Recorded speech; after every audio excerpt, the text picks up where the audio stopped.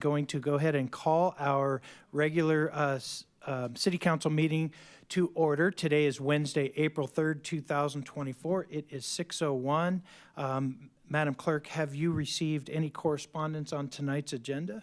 We have received correspondence on item 11.1 and a non-agenda public comment. All right, very good. Thank you. With that, would you please call roll?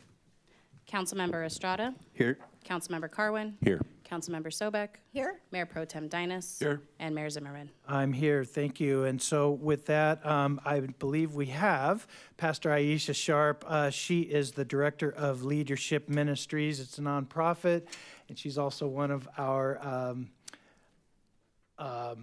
Interfaith Council members. And so thank you, Pastor, for being here tonight to give us some words of inspiration. Thank you for having me. So if we can all bow our heads, please. Father God, I just thank you for this evening. God, I thank you for our city council, Lord God. I ask that you continue to guide them and give them wisdom as they continue to govern over the great city of Menifee, Father God. I pray that you help them, God, to lead us in the right direction to continue to make Menifee a great city. Lord God, even when they disagree, Lord God, let them come into unity. Even in those situations, God, that to do the best thing for this city, the city of Menifee, and we thank you for them. In Jesus' name we pray, amen. Amen. Thank you, Pastor Sharp. We appreciate you being here tonight. Okay, we have a little tradition here in Menifee. We like to call on somebody from the audience to lead us in our flag salute, and I see our friend Albert May Beno. He is here. He is a veteran. He is also somebody who can lead us in our flag salute, so if we'd all please stand.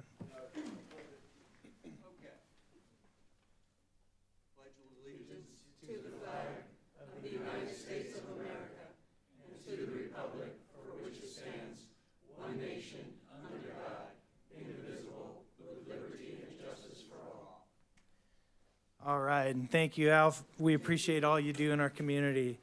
All right, so we are on items 5.1 and 5.2. There's two presentations. Council members, let's go up front, and I'm going to ask our Riverside County Supervisor Chuck Washington and Raven Hilden to join us at the front.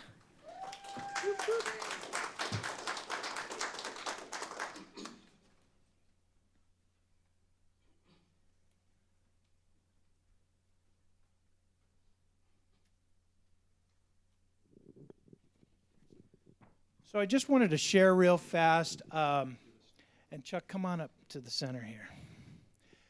So each year, our county supervisors select a Woman of the Year, and they look for people who go above and beyond, roll up their sleeves, work in the community, do wonderful things.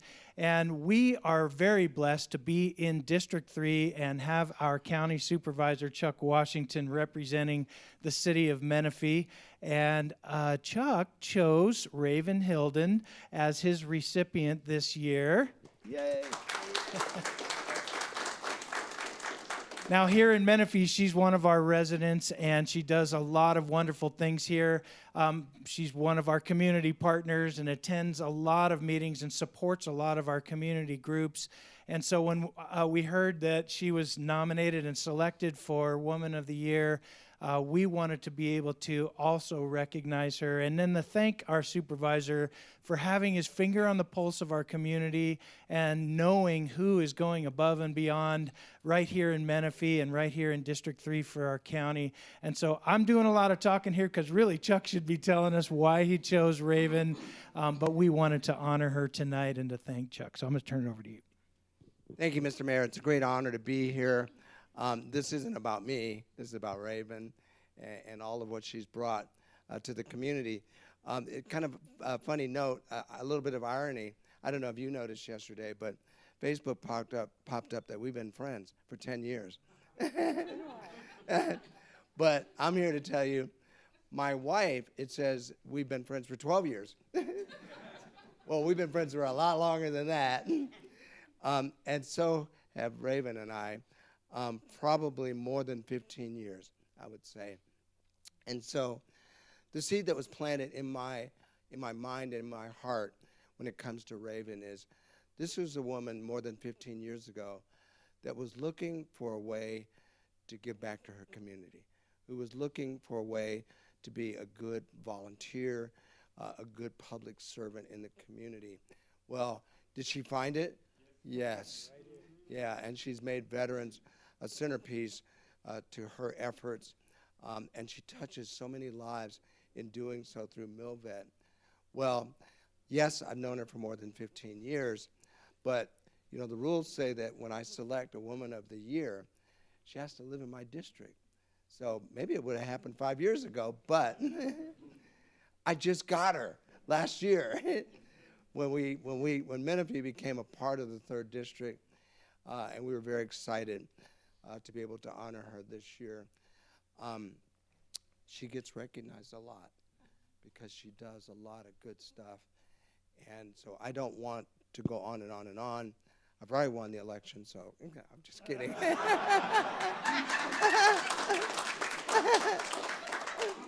Political humor. Now we can get back to work serving our community and partnering.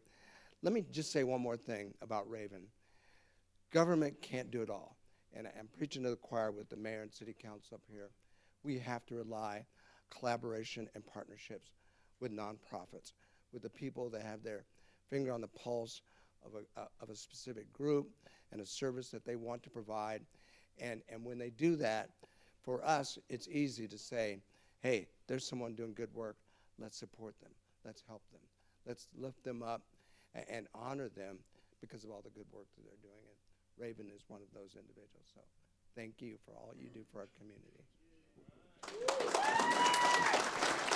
So the city of Menifee has a very nice proclamation for Raven, and it says that we congratulate you on your achievement in being distinguished as the Riverside County 3rd District Supervisor Chuck Washington's Woman of the Year. We're honoring you and recognizing you this 3rd day of April 2024. It's signed by all the council members. Raven, do you want to share a few words, if you like?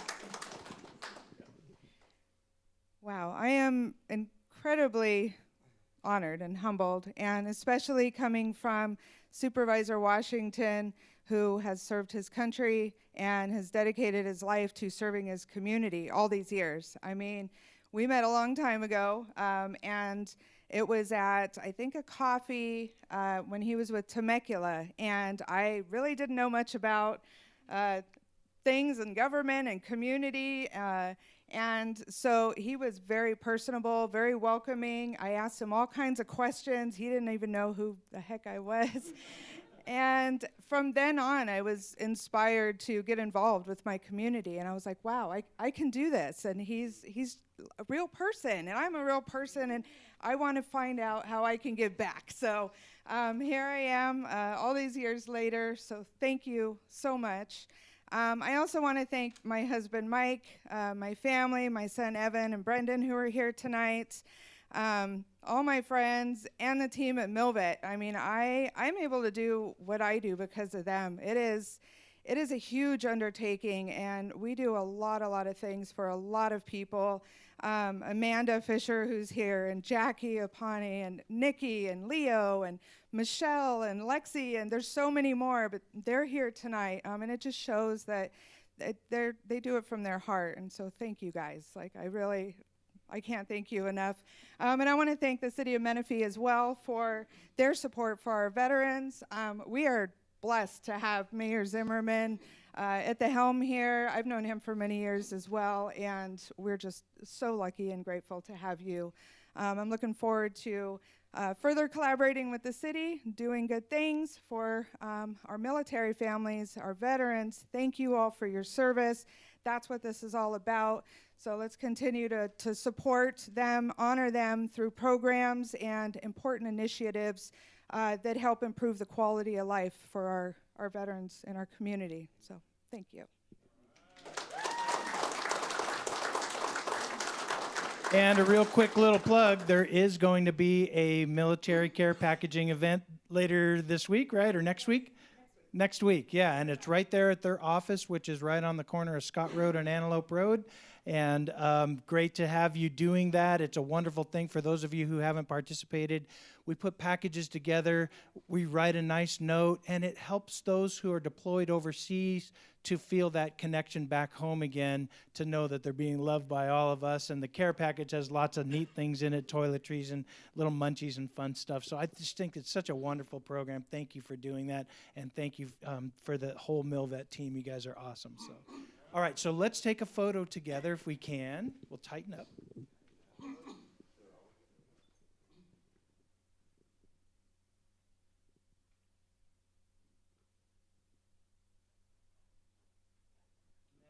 Tony is going to get one real fast.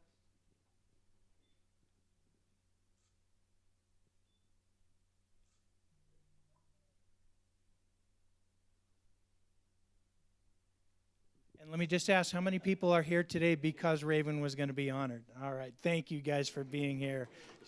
Shows a lot of love. Let's ask those family members and Milvet folks to come on up. We're going to do one more photo together since we're all here. And, yeah, and you guys can kind of be in front, we'll be behind you.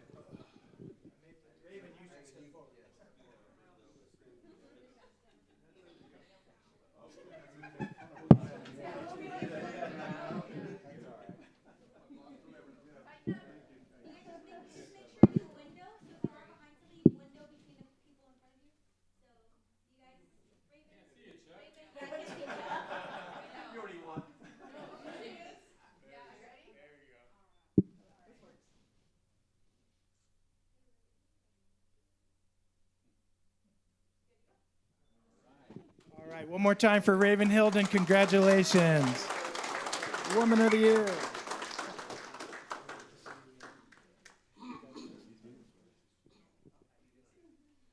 All right, council members, let's stay up front. And I'm going to ask Erica Heranek to come on up here. She is with One Legacy, and she is the ambassador, and she is going to be sharing a little bit with us kind of a program that she oversees and helps as an ambassador for all of us to understand. And I believe it's called Donate for Life, and it has to do with us marking that we are available donors in the anytime there's folks that need organs donated and things like that. They struggle to find those for a lot of people that need them, and so your program helps people to understand that they can sign up for this. So I'm just going to give it to Erica because she can say it a lot better than I can. Hi, thank you. Yeah, how many have heard about Donate Life? Okay, the pink dot on your driver's license? Okay, so One Legacy is the Donate Life for 7 counties in Southern California. We're one of the largest organ procurement organizations. We're essentially the liaison between transplant centers and hospitals. We are the ones that make it happen. So I want to thank the city of Menifee for consistently reissuing and declaring April as DMV Donate Life Month, because it's making an impact in Southwest Riverside County, let me tell you. Being here since 1989, we've seen go from small to larger groups and larger needs, and it's actually organ donations making such a huge impact in our community. We have a lot more organ donor registrations. We're seeing records in our area versus other parts of the nation. We're seeing more donor families. We're seeing a lot more recipients able to live in the community. Instead of them having to live near their transplant centers, they're able to live in this area with the local hospitals and doctor support. But we're also seeing a lot more people who are on the donor list who's been waiting a while for that much needed organ. In fact, I know of a young father in Temecula who's been waiting for a heart transplant. I know of a freshman in high school who's waiting for a kidney transplant. I know a senior in high school who's waiting for a heart transplant.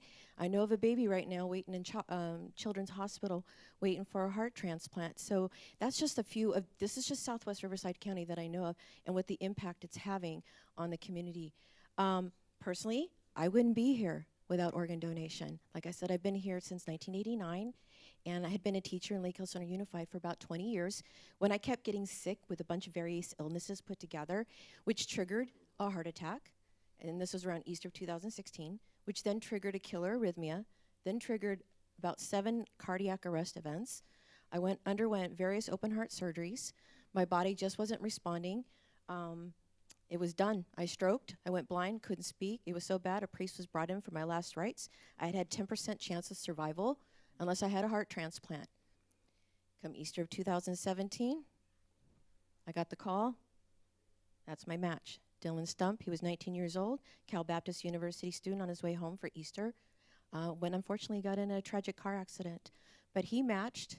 There's some criteria, so people don't understand. I thought, why is a 19-year-old giving me his heart? And when I find out about it has to do with size, blood type, antibodies, all these things, it made sense to me. So he saved 5 lives, mine included. 213 tissue samples were recovered.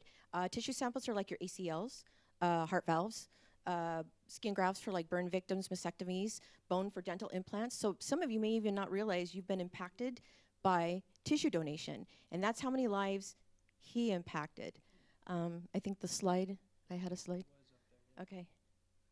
Okay.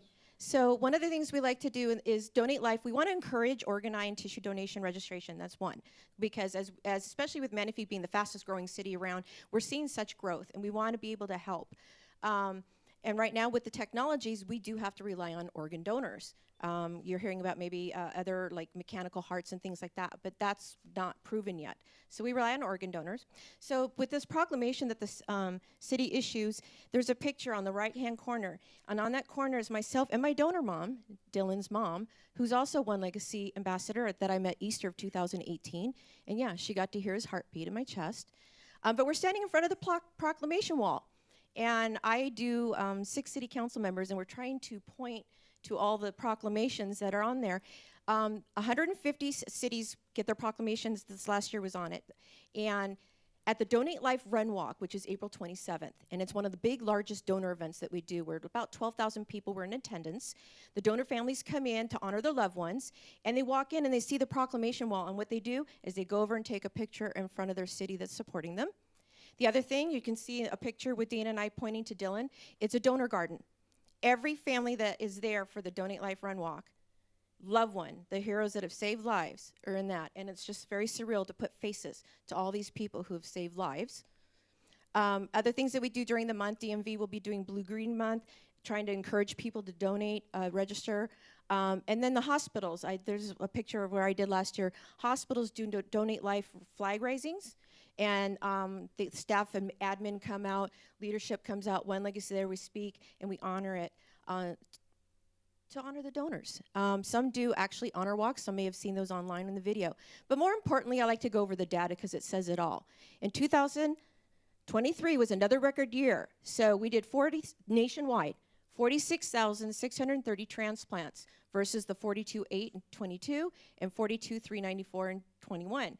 Big increase, big increase. Let's break it down to California. California was specific with 5,290 transplant versus 4,866 and 4,693. So again, another big difference. We're getting that word out there. We're making that awareness. If you look, the transplants for California, we did 239 children. Children is not just babies, anyone under the age of 18. So we're saving as many children as we possibly can. Current wait list though, 103. Okay, that's as of, well, 233 with that. As of today, versus 106 and 23 and 106, 22. And we all know if you take 106 and subtract 46,000, it does not equal 103. Okay, so I think it's mentioned in the proclamation, normally on average, 17 people pass away each day while waiting for a life-saving organ. It's now gone up to 22. That's not what we want to see. But unfortunately, people are getting sick and things happen. So we want to encourage people to do that. On that waiting list in California, it's 21,000, and out of those 21,000, 472 are children. So that's just truly incredible. And so, I mean, I like to run with data because as a teacher, it shows to me, it speaks volumes to me. So I want to thank everybody who is a registered organ donor. For those who aren't, and you're thinking, oh, who would want a piece of me? Well, I hear it all the time. One of our oldest, true. Our oldest, actually One Legacy's, one of their oldest donors is 95 years old and the other one was 89. They were in very healthy condition. One was a cornea donor, so someone can actually see for the first time.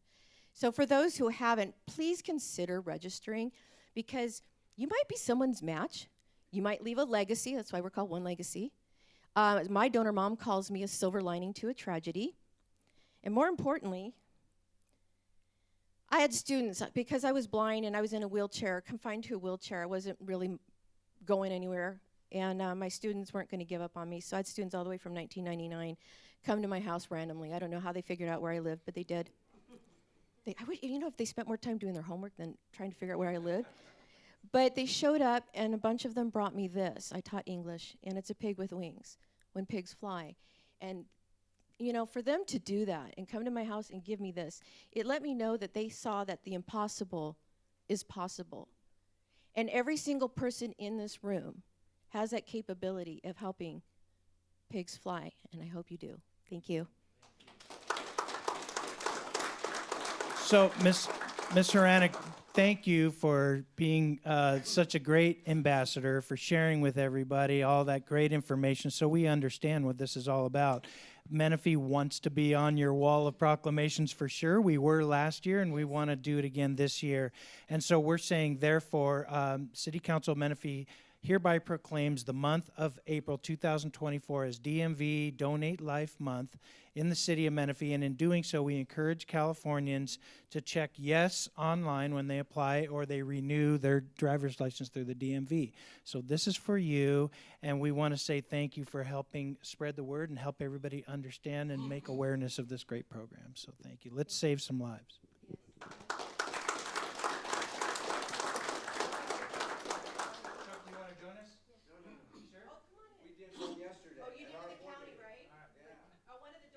It's not often we have our supervisor with us, so come on. Let's take advantage. I'll share it with the other one that was posted today.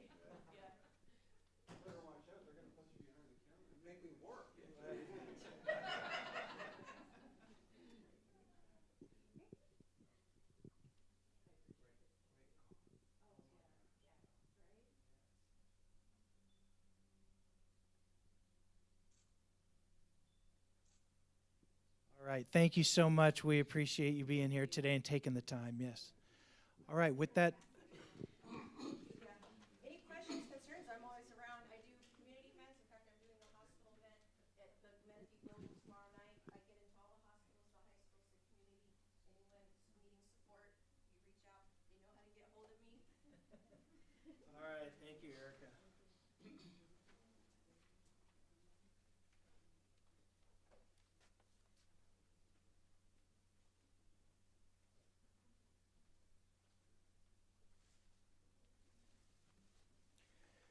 Okay, we're moving on our agenda. We're on item 6 now. This is agenda approval or modifications. Madam Clerk, do we have any modifications to the agenda tonight? We do. Staff is requesting to continue the public hearing item number 11.1 for the Menifee North Specific Plan Amendment to a date specific of April 17th, 2024.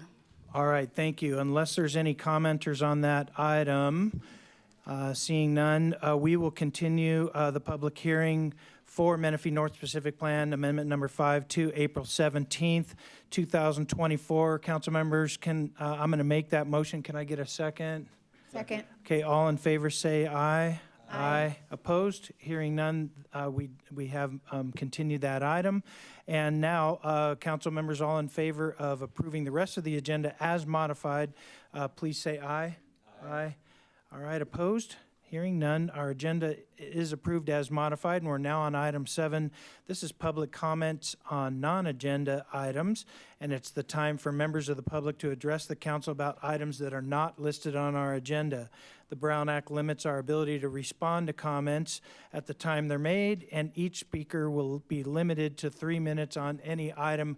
When you're speaking, there's a little clock that'll be up on the screen, and you can check to see your time. With that, Madam Clerk, do we have any requests to speak on non-agenda matters? I have one, Hyacinth McNevin. Okay. Welcome, Ms. McNevin. Thank you for coming. Thank you, Mr. Mayor, and thank you, council members. I have, real quick, I've had great response every time I come here and I speak to all of you, so thank you all. So it always invites me to come here. First thing item is we've had a spew of mailbox break-ins, attempted mailbox break-ins, and I would like to know what the city is doing to address that. It's not just part of our HOA. Number 2, What is the feasibility of having express bus service to the airports? Our city has grown tremendously, and our infrastructure is not keeping up with it. There's way too much traffic on our freeways. So what's the feasibility of having express bus services to the, especially the Ontario Airport, San Diego Airport, Palm Springs Airport, all the airports, express bus services, carpool lots, to reduce the traffic on the freeways to where people can park their cars and carpool to San Diego. It's just ridiculous. The traffic is way too much coming in and out. Houses are being built everywhere. I don't see any shopping centers. This one right here on Han Road, it was packed before all the houses, and now it's just a mess trying to cross over the freeway and come. I'm on the east side coming across, so we need more. I don't know what the plans are for shopping centers. I don't see any. I just see more and more homes going up, which is great, more taxes for us, but we need more shopping centers. And I see there is an agenda here for disabled veterans. I will definitely be waiting for that. I didn't plan on doing that, but I will, as a disabled veteran, combat veteran, I will be able to take part in that as well. So I'm looking forward to that. And I would also like to propose to the city that we have something to help veterans file for their disabled veterans claims. I don't think we have anything within our city that does that, and there's a huge need for that within our community. And I will volunteer to spearhead that if that is something that the city would love to do. And that requires, and not just sitting in an office, but actually going out there and meeting the veterans. That requires their claims to be filed. And that's it. All right, thank you, Ms. McNevin. We appreciate you taking your time tonight. And hopefully before you leave that one of our law enforcement officers can talk to you about the location for the mailbox issues. Yes. All right, Madam Clerk, any other speakers? No other speakers. All right, so we're going to move on now. We're on item 8. This is council member updates and comments, and we'll start with Councilman Carwin. Thank you, Mr. Mayor. Kind of a busy last couple of weeks. I attended, the mayor and I were both at the Menifee Union School District All-Star Field Day, which was an Olympics-style event for students with special needs, and an incredible event, much larger even than last year. Just a tremendous thing. I love that our school district does it, and the children just all having fun out there. I attended the Chamber Mixer. Mayor was there also as well. At the Mott Museum, they put on a nice little spread there and got to spend some time with our Chamber of Commerce. Jason White is over here. Fantastic event by our Chamber of Commerce. Councilman Estrada and I got a tour of the Cherry Hills golf course properties from the president of Ambient Communities. Took us around and showed us kind of the ins and outs of the properties in the current condition. I will tell everybody that I actually saw lawnmower tractor marks going down the main fairways, so they are mowing. I asked them why they stopped mowing in certain areas, and he said it takes a different machine. They have 3 different tractors required for mowing the different areas, and they're doing it in segments. And one of the things I will tell the community is that they're going to be releasing a mowing and maintenance schedule. So when people say, hey, it's looking pretty shabby by my house, he's going to say, well, that's scheduled for Thursdays or Wednesdays, and they're going to let the community know what that schedule is. It's something that they do on golf courses regularly where there are homes abutting. I think all of us were at the Welcome Home Vietnam Veterans ceremony, something that Mayor Pro Tem Dinas brought to us, and it's just a tremendous event. I would love being able to honor our Vietnam veterans who so incredibly deserve it. The mayor and Councilmember Sobek and I were at the Nova Battery Storage. They would call it a ribbon-cutting grand opening. It's sort of a self-congratulations to getting it up and running. It's not quite done yet, but what a tremendous facility that is. On Monday, I attended the WRCOG Executive Committee, mainly budget updates. But one thing that will affect the city of Menifee is they're restructuring their membership dues, and it's going to be based on population growth. And we are going to have one of the largest increases in membership dues based on the matrix that they're putting together in the criteria. It's not finalized yet, but we are scheduled to have a pretty large increase because the last time they calculated dues was 10 years ago. And over the last 10 years, we've had quite an increase in our population. So that's something to look out for. And then, yeah, I had something that's on, and tomorrow I'm going to be attending the Employee Appreciation Lunch. I don't know if anybody else is going to be able to go, but I'm letting you know that I'll be able to be there for that. And that is all I got. All right, thank you, Councilman. Councilmember Estrada. Thank you, Mr. Mayor. On March 22nd, you and me, Mr. Mayor, had an ad hoc committee meeting discussing the Southern Gateway, and I'll go ahead and hop ahead of you a little bit. We decided to name it the Menifee Innovation District, south of Scott, north of Keller, west of the freeway, and our goals, and the mayor's done a good job of leading the vision on that, is to entice developers and businesses to bring mortgage-paying jobs to our city, because we know here in Riverside County we have that problem of commuters going to Los Angeles or San Diego, but we are spearheading a initiative to bring great jobs to our city. That was on March 22nd.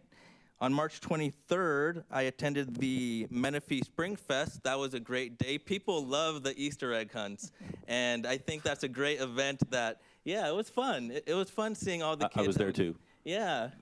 You were in line for the food. We had a great time. I think that's the Community Services Department. I wish someone was here, but if you're listening, the Easter egg hunt was enjoyed by a lot of families, and it was very popular, and I hope all of you here had a great Easter. On March 27th, I toured the Cherry Hills Golf Course with Councilman Carwin, and I relayed a lot of the Sun City residents' concerns about the brush and the weeds bumping up against their fence line.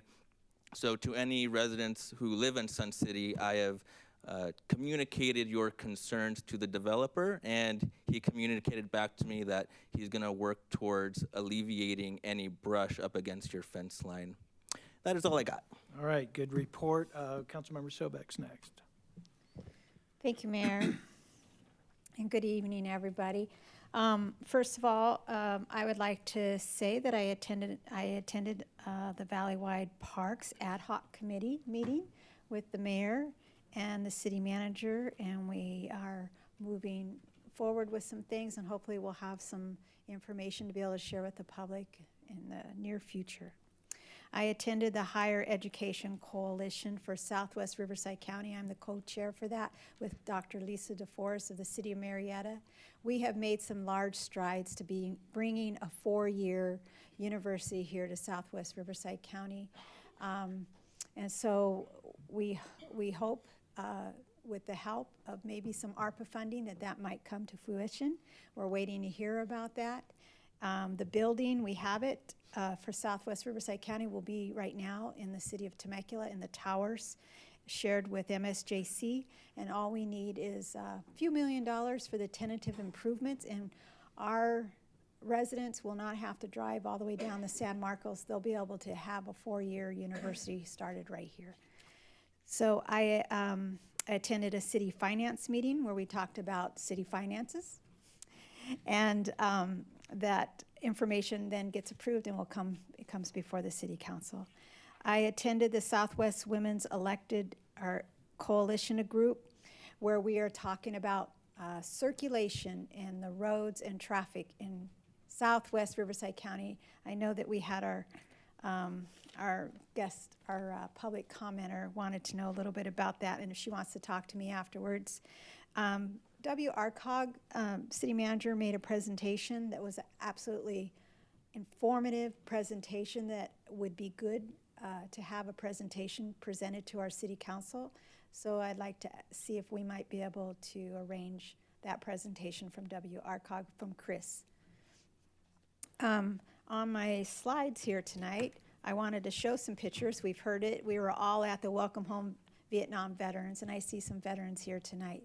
Thank you for your service to our country. Thank your families. And this, I want to thank our Mayor Pro Tem Dinas, who initiated this in partnerships with Paloma Valley High School. This was our 3rd annual Welcome Home Vietnam Veterans.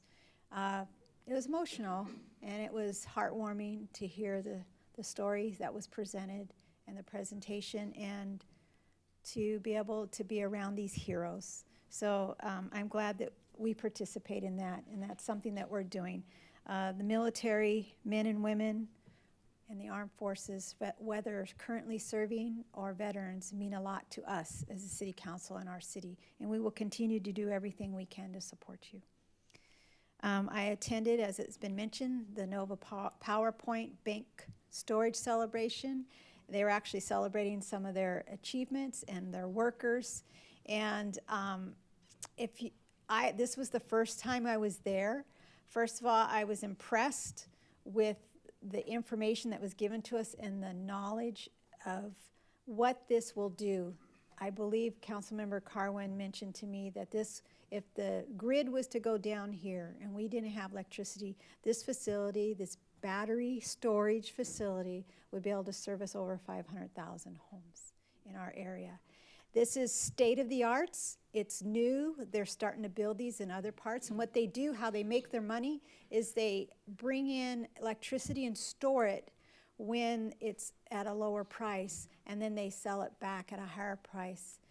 I spoke to our representative from Edison that was there. He said they have purchased electricity from that power bank, but they're getting ready for the 5th phase, and it's in a perfect location in the northern part of our city where it's been designated as industrial, and it's clean, it doesn't make noise, it's safe, and it's energy efficient. So I'm excited. It brings a lot of jobs to our area, and that is a plus. I talked to several of the workers there, and I don't know if this is a plus or a good thing or a bad thing, but they said they're looking at moving to Menifee. So that's more people coming in, sorry about that. But at least they can work close to their job and have a good quality of life in a home that they can afford and not have to drive on the freeway. So I did attend my RCA meeting representing the city of Menifee this Monday. Ours a lot too. We received the yearly report from RCA. We did get the reminder that Ann Mayer, who has been the long-lasting chair, will be retiring, and Aaron Hake will be the new director, and will be taking over our next meeting. Not a lot to report out of that meeting. All I can say is whenever I look at the budget at that meeting, Menifee pays the most in conservation fees because we have a lot going on here. Let's see here. I met with the Government Affairs Director, Adam Ruiz from SCAR, and then I attended the Menifee Interfaith and Community Service Council meeting yesterday morning. I just want to give a plug out. There's new people in our audience tonight. For the 12th year, we will be having Menifee Better Together on the 4th Saturday of April. We do it every year. We need 600 to 700 volunteers as we come together to better our community. We partner with Habitat for Humanity, the city nonprofit groups, and we have several projects we'll be doing this year. We'll be doing the Quail Valley Cleanup, which is a free, bulky trash day that anyone in the city can come and take care of that bulky trash and get it out of their yards and their homes. We will have a garden revitalization project where we will soon have a community garden that will be at the Sun City Civic Center. That will be at the Case and Acero Center. We have a historical association revitalization project, Menifee Rural Center revitalization project. We have the Habitat for Humanity Senior Home Revitalization Project, where 20 senior citizens to 30, we don't know how many yet, have applied to have yard work help done that morning. We will have flower pot creation for the young volunteers, and the Boys and Girls Club will get help as well. This year, the projects are so wonderful, any age can volunteer. So sign up, take a picture of that QR code, call that number. We need you out from 7:30 to noon with a nice volunteer barbecue afterwards that will be presented by Evans Brown, and breakfast goodies by Miller Jones, and it's a great day in the city of Menifee. So that's all I have to report on. All right, thank you, and Mayor Pro Tem Dinas. Thank you, Mr. Mayor. March 26th, I also attended the Finance Committee. We discussed some CFD bond financing as well as an overview of our investment portfolio and some potential changes there, which will be brought back to the council for your knowledge and input. Then the 27th, I attended the Southwest T-Now meeting, which is a subcommittee of RTA. Along with everyone else, on the 28th, I attended the Welcome Home Vietnam Veterans event. That same day, on the 28th, I attended the RTA Board of Directors meeting. And then earlier today, I attended the RTA Admin Committee meeting. And that's my report. Thank All right, you. very good. I'm going to try to be quick. Most of the things I attended, I had my colleagues with me, and they gave a good report, so I'll just list those.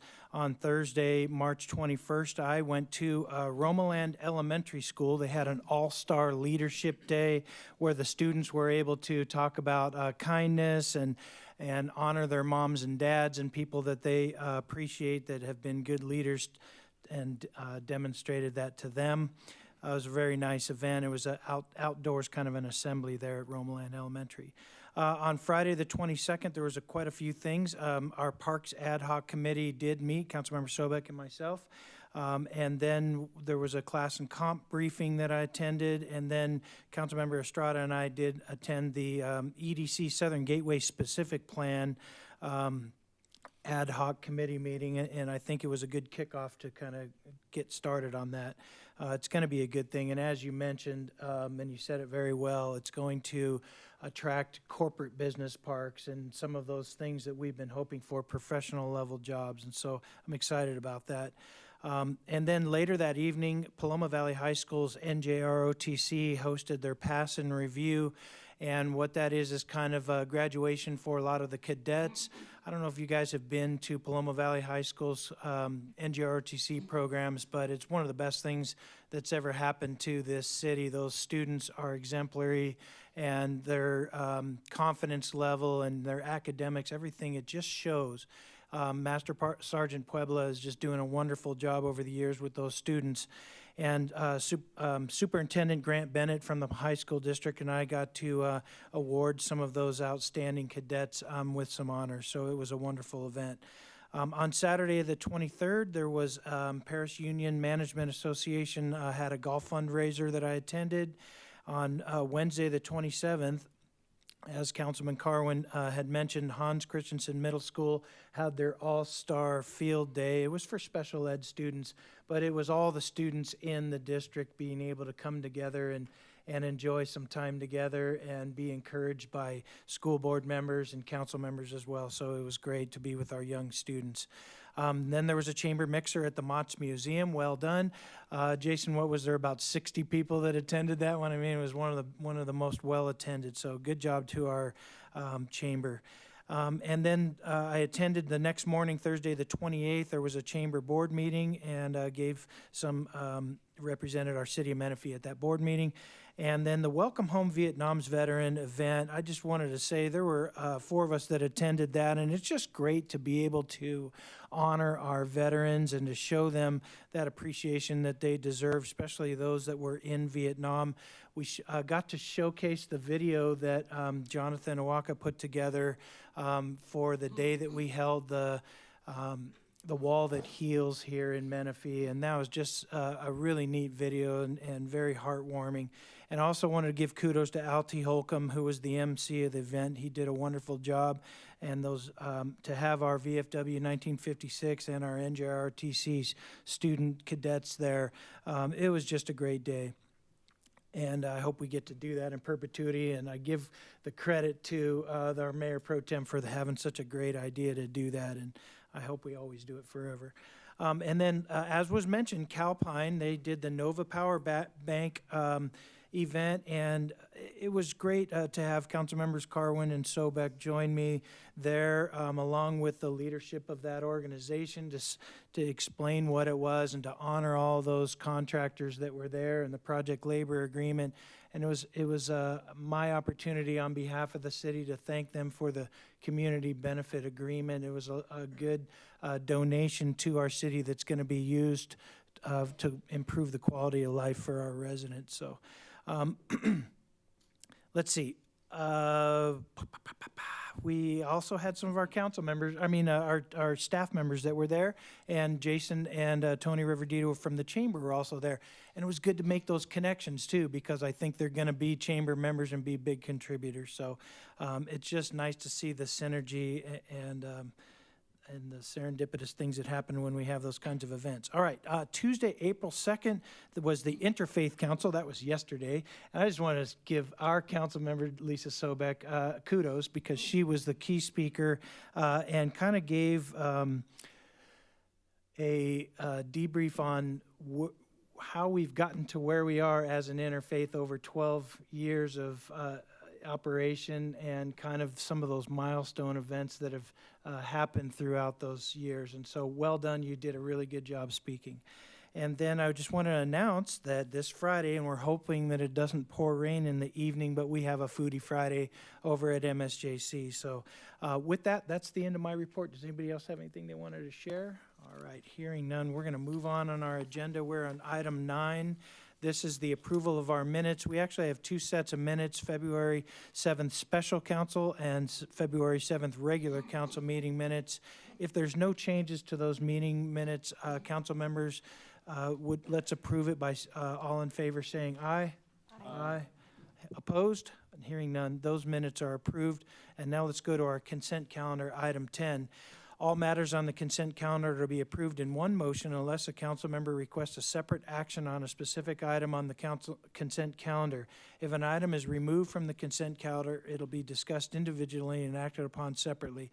Unless otherwise directed by a member of the council, the vote on ordinance adoptions will reflect the prior action of each council member when the ordinance was introduced. However, if a council member is not present at the council meeting, their vote will be reflected as absent. Madam Clerk, do we have any requests to speak on our consent calendar items? No requests. All right, so council members, at this time, here's our opportunity to pull any items.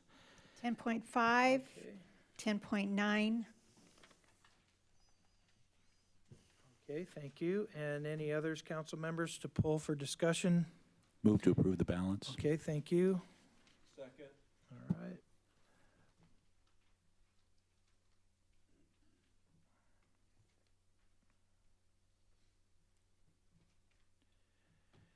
And I see that the balance is passed unanimously, and now we'll take our first item, 10.5, which is the Gale Webb Action Sports. It's a restroom, pre-approved, approving a prefabricated restroom, pit, toilet, septic type tank.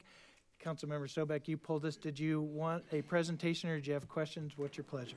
Well, I just have concerns of this project, and maybe reading the staff report,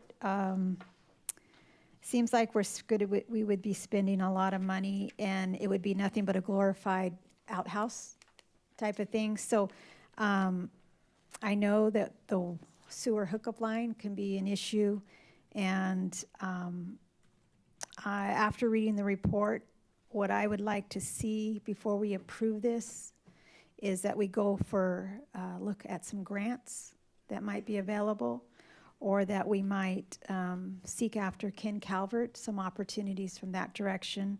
Having an ongoing cost of up to $1,700 a month just in perpetuity to take care of this facility concerns me. And I will say that I won't be able to approve this item tonight. And I would like to, I don't know if we hold it, push it out, have it come back, but I would like to maybe see some other options taken place before we approve this.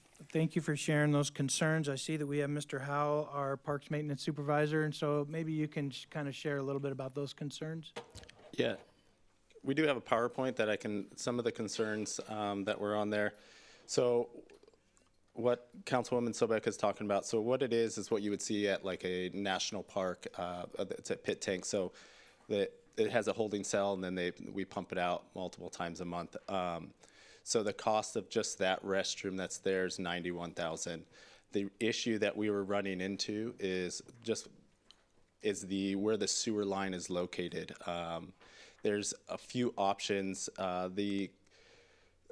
And each one's going to cost a little different. So you have 820 feet down going east on Evans. Or on Craig, closer to Paloma, is a sewer tie-in. That one right there, where we're able to tie in, by the time it gets back to where the park is, it's too shallow. So EMWD, so it's about 4 feet. So it needs to be under 6 feet for that. So to be able to use that, and that's for it to be gravity fed. To be able to use that, we'd have to have a pump station to be able to pump that down the line. The one that says 520 feet that's there, so we'd have to bore under that culvert to be able to tie in, and yet it's right there at Evans and Craig. That is the sewer lateral, but we would have to bore under that culvert, and that is costly to do that. And then the other option is all the way to Quilt Way, going back across the property, which is 950, which actually, depending on all those, so they're all around 300,000 plus just for the sewer line for that. So we did a little breakdown just so you can see these that are on there. So just the cost of this, the restrooms they look similar. Everything's except that one will have a sewer line and water, and the other one's just a pit tank that's on there. So you can see the 91,000 for the restroom. That's installed. That's them to come dig it, place the restroom. They each have a 1,000 tank holding cell on there. And then the 55,000, that is the site work, as in like the flat work, the concrete, that we will have to do separate from the installation of the restroom. So total, you're looking at just under 150,000. Now, if you do the sewer restroom with those connections, you're looking at 300,000 plus, and that's a conservative because we don't know 100% without a full design on that if we're going to have a pump station or if we're boring under. Even if we do bore under, we might still even have to have a pump station. We don't know if it'll be deep enough to be gravity fed. So that's why we have the 445,000 plus, just to be conservative on there, that what it would cost. Now the tank service, that's $20,000 annual that you have on there. So that is just like what you do at the porta potties. It'll be pumped out bi-weekly. That's there, the rentals that we have there. And the janitorial is the same for both of them. We just wanted to put that up there, that what it cost for the 3 times a week that we are currently using at our restrooms. Hey, Bryce, right now we do have rented porta potties that are Correct. there. And what is the cost right now for So that? it's right at $1,800 a month for those. And that's actually getting pumped out, because they're smaller tanks, that's actually getting pumped out twice a week. Okay. We were at once a week, and that park's heavily used, so we upped that to twice a week. And so the capacity of those is a lot less A than lot if less we were to than do those- a pit toilet like correct. this.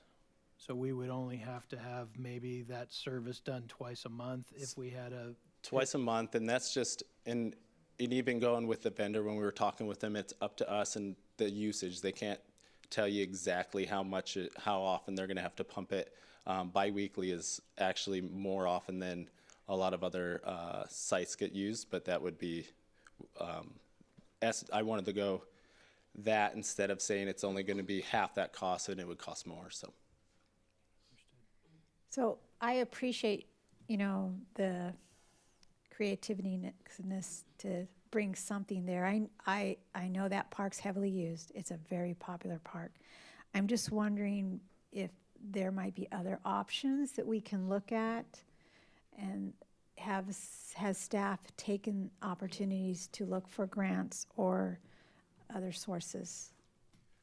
We haven't quite gotten into looking for a full grant for that, but we can definitely look into that. Would that be something that would be possible?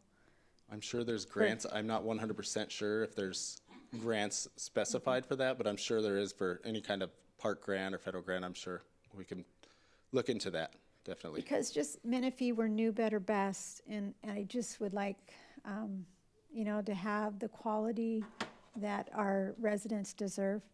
So,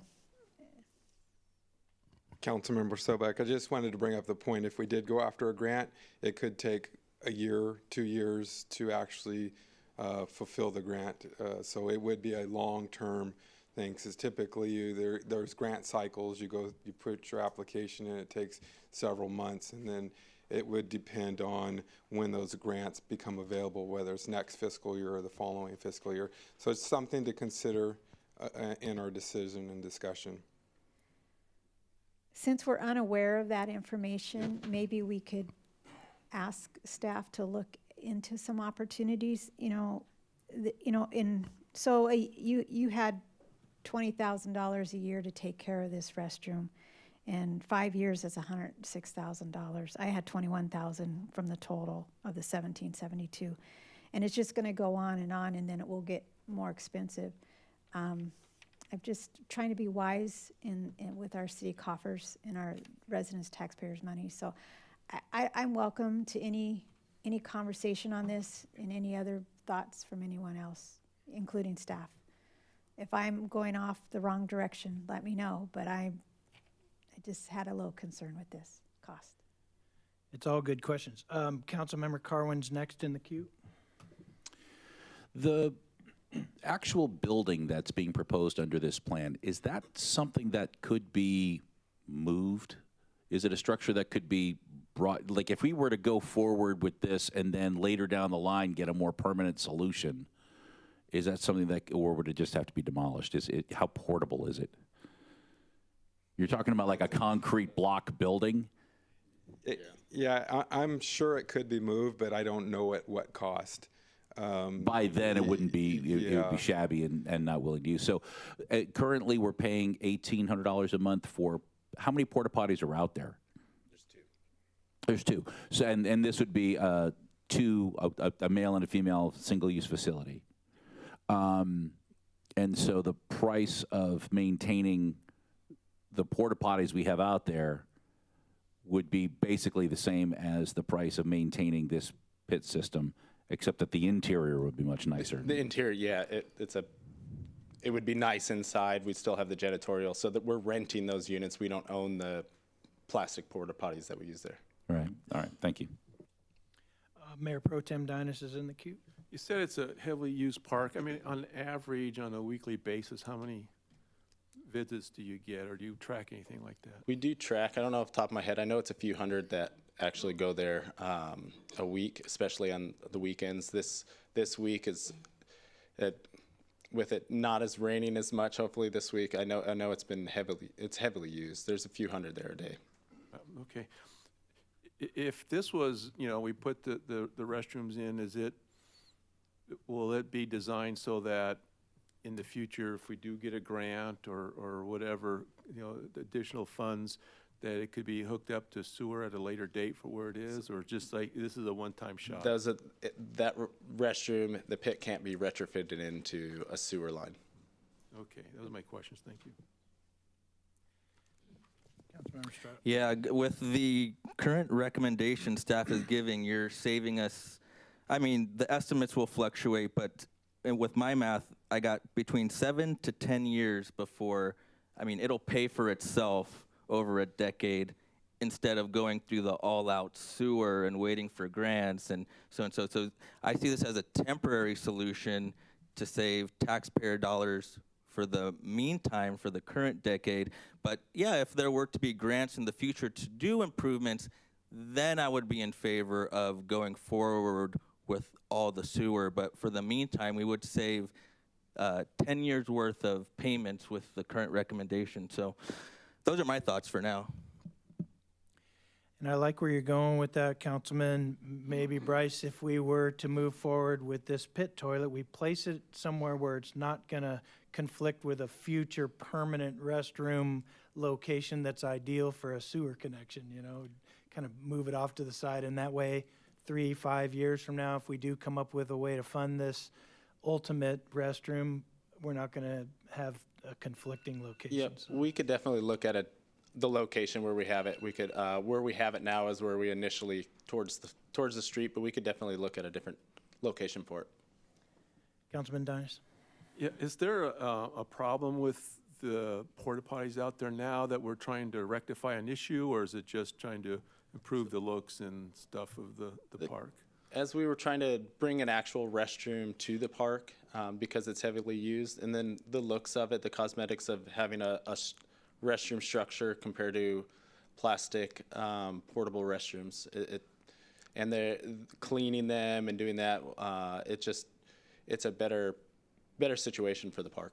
I know aesthetically it'd be nicer, but financially, as Councilman Estrada was talking about, we're kind of expensive, with a duct tape fix type of thing here. But because we could add additional porta potties if it got too busy there. So I just want to make sure that we're saying no, don't do it when there's an issue out there or a problem or something. No, we don't have an issue with the porta potties or anything. We don't have that. Just the regular use of but they are just the blue, the regular plastic porta potties. And I did have one more question. Since there's no water there, what do we do for sanitation as far as washing hands and that kind of thing? So there is water at the park. water. Yeah, there's currently water at the park, but we aren't able to put inside the pit tank. You can't have water inside of it. And it's just because if it breaks, it floods, into there. So you're able to do a wash station outside. Wash station Yeah, just outside. like there is now, there's the wash station for them that are outside of them. Okay, that's helpful. I was curious about that. Councilmember Sobek. Yeah, I just would like to maybe see, before we approve this, maybe push it out as much time as staff needs to do some other research on the grants, on possible grants, to see what is out there. I mean, we don't have those answers right now, and it just might give us an option. So I'm saying maybe if you needed 2 meetings to be able to bring back that information, that we just kind of push this out and continue it. I agree with Councilmember Sobek that if it's not an emergency, as Councilman Dinas asked, there's not a situation out there. It's kind of an aesthetic improvement.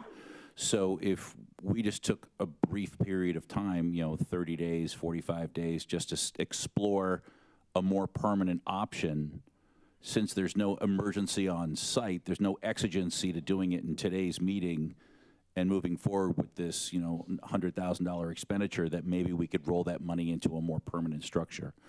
And since that wasn't explored before this meeting, and now with the instruction that we're getting from council, I mean, if it comes back and they said, nope, turns out there's nothing we can do about it, bring it back and vote on it then. But if it turns out that they say we discovered, a $400,000 grant for park improvement, something like that, then that would be a more permanent solution. So I would approve if Councilmember Sobek wanted to make a motion to continue the item for 60 days or something like that. I would be in favor of that. Okay, and before we make the motion, let me just ask one more question. Bryce, you may have already said this, but the ultimate plan, if we were to run sewer lines, we'd have to do design and we'd have to then construct. And what's the timing on that best case? Best case. Even if we had all the money and said, here's the money, do it. Just the design, probably 6 months or to a year. I'll let Nick answer that one. Actually, that's outside of our control because that's an EMWD facility. So it would take quite some time to work through their permitting process, their design review. We would have to hire a consultant, come up with a couple options that we would present to EMWD, whether it's a force main of some sort, which would require a lift station, to push the sewer to a point where it can actually meet grade to gravity flow. So those are type of things that we would have to flush out. So I would say Bryce is probably correct, somewhere in the time frame of about 6 months to work through all that issues. Okay, that's helpful. Yeah. So I know that we've had porta potty restrooms out at Lyle Marsh Park for what, 3 years? Correct. Yeah. Actually, it was there longer than that. The county had it, so before we had so the there park, was, so. yeah, there were a long time, and then also another park on the east side of the freeway. So I think at this time, I would like, how much time would you need staff to come back to prepare, to have time to look? We can come back in the 60 days. We can Okay. look into see what's Okay. out there. I want to give you enough time. So I'd just like to make a proposal that we continue this item to a date certain in 60 days from now. Second.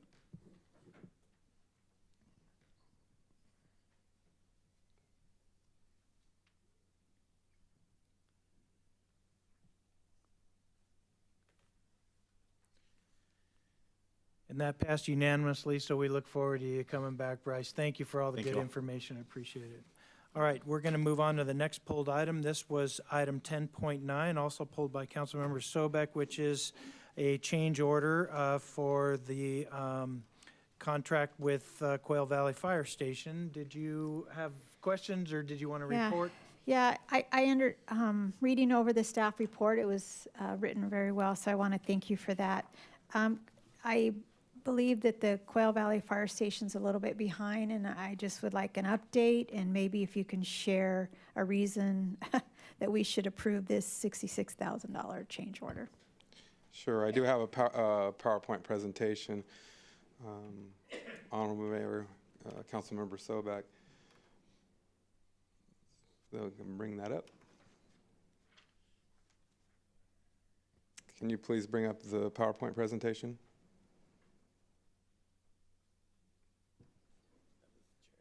Oh, sorry, never mind. I don't have one for that one. We did two other ones. Dang.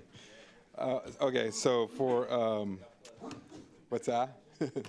The fire station is behind schedule. Unfortunately, we have seen significant delays for various reasons. Majority of them have been related to material supply demands. We also experienced significant weather delays for the project. Every time it rains out there, we have to stop because it gets muddy, especially during the very beginning of the project. There was very difficult for the grading activities. We are turning a corner. We are working with the contractor to be more aggressive on the development or the construction of the building. However, we are at a standstill. We'll be at a standstill once the building envelope is complete, because we have to wait for our switchgear for the building to actually become available before we can finalize the project. There's typically over a year now, it's 52 weeks to plus for electrical equipment such as transformers, switch gears, and electric pedestals. So that is one of the major delays that's been challenging the project, along with the rain delays. In regards to the change orders, these are change orders. Typically, this one, they lumped a bunch of a bunch of different types of work together that would have normally just been smaller change orders that would have been approved through staff level. If you look at the ultimate change order, it's less than 1% of the project cost. I think it's like 0.7% cost over the overall increase over the overall cost of the project. However, these are, a lot of them are related to utilities. As we were doing some of the the sewer and water connections, we identified some utility conflicts. Working through EMWD, they required us to expose additional water line that's beyond what was anticipated with the project, because they wanted to find out where their joints were in a 40-foot line long pipeline, so we can make sure that there was adequate infrastructure when they tied in that line. It wouldn't degrade the main line that's going up Getz Road. So that was one of the major costs to the project. Another one was for Frontier. We had to run an additional 400 feet of conduit to find a new connection point for Frontier service for that facility. And then some of the other ones were just miscellaneous. There was some regrading within the apparatus bay for some drainage channel systems, because when they bring those trucks in, they leak water. They'll wash it outside, they'll bring it inside. Some of the tanks leak water as they're filled, so there's constant dripping water from these pieces of equipment. So we wanted to make sure that there was adequate drainage systems. The design had all the slot drains in one location, and it had very steep slopes going to it. So we separated them out to kind of break up the apparatus bay to capture the water more appropriately as it sat underneath the pieces of equipment. So there was a little bit of operational improvement as we were in construction. We identified that these issues may occur when they started to lay out the apparatus bay, and you start looking at how it's going to perform in the future. So we we wanted to correct it before it got built into construction, because it's a lot easier to fix it than it is after we poured the concrete. So we we separated the slot drains. We had to do a little bit of rework. And So I saw that in the report, and what it made me look at is that the design of the work was done wrong. Not necessarily. It wasn't wrong, but we as a group, when we go out there and look at it, and working with CAL FIRE and some of the others, we find that, hey, it'll function better if we had these drains placed in certain locations, and then we wouldn't have huge slopes that the firefighters are trying to maneuver in the middle of the night when they get a fire call. So it was more of a functionality improvement to the operations of the facility. Okay, all right. Okay. I don't have any more questions. All right, sounds like we need to move ahead with this, and we want to get this done as soon Yes. as possible. Yes. So I'll make a motion that we approve 10.9 with a very large change order of $66,000. Thank you, Nick.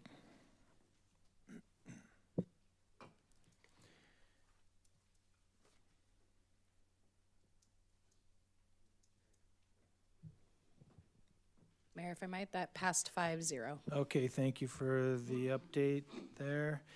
And we're now going to move, remember we had continued our item 11.1, and we already voted to do so. So we're now going to move to item 12.1. This is a property tax exemption for disabled veterans. I believe this was asked for by Councilman Estrada. And I believe we have our finance team here. So Mr. Hickey and Miss Cornejo and Miss Lockwood, welcome. Good evening, Mr. Mayor, members of the council, Menifee community and staff. We're here, as you mentioned, to present an item, a council member requested item, to look into the potential for assisting disabled veterans with property tax.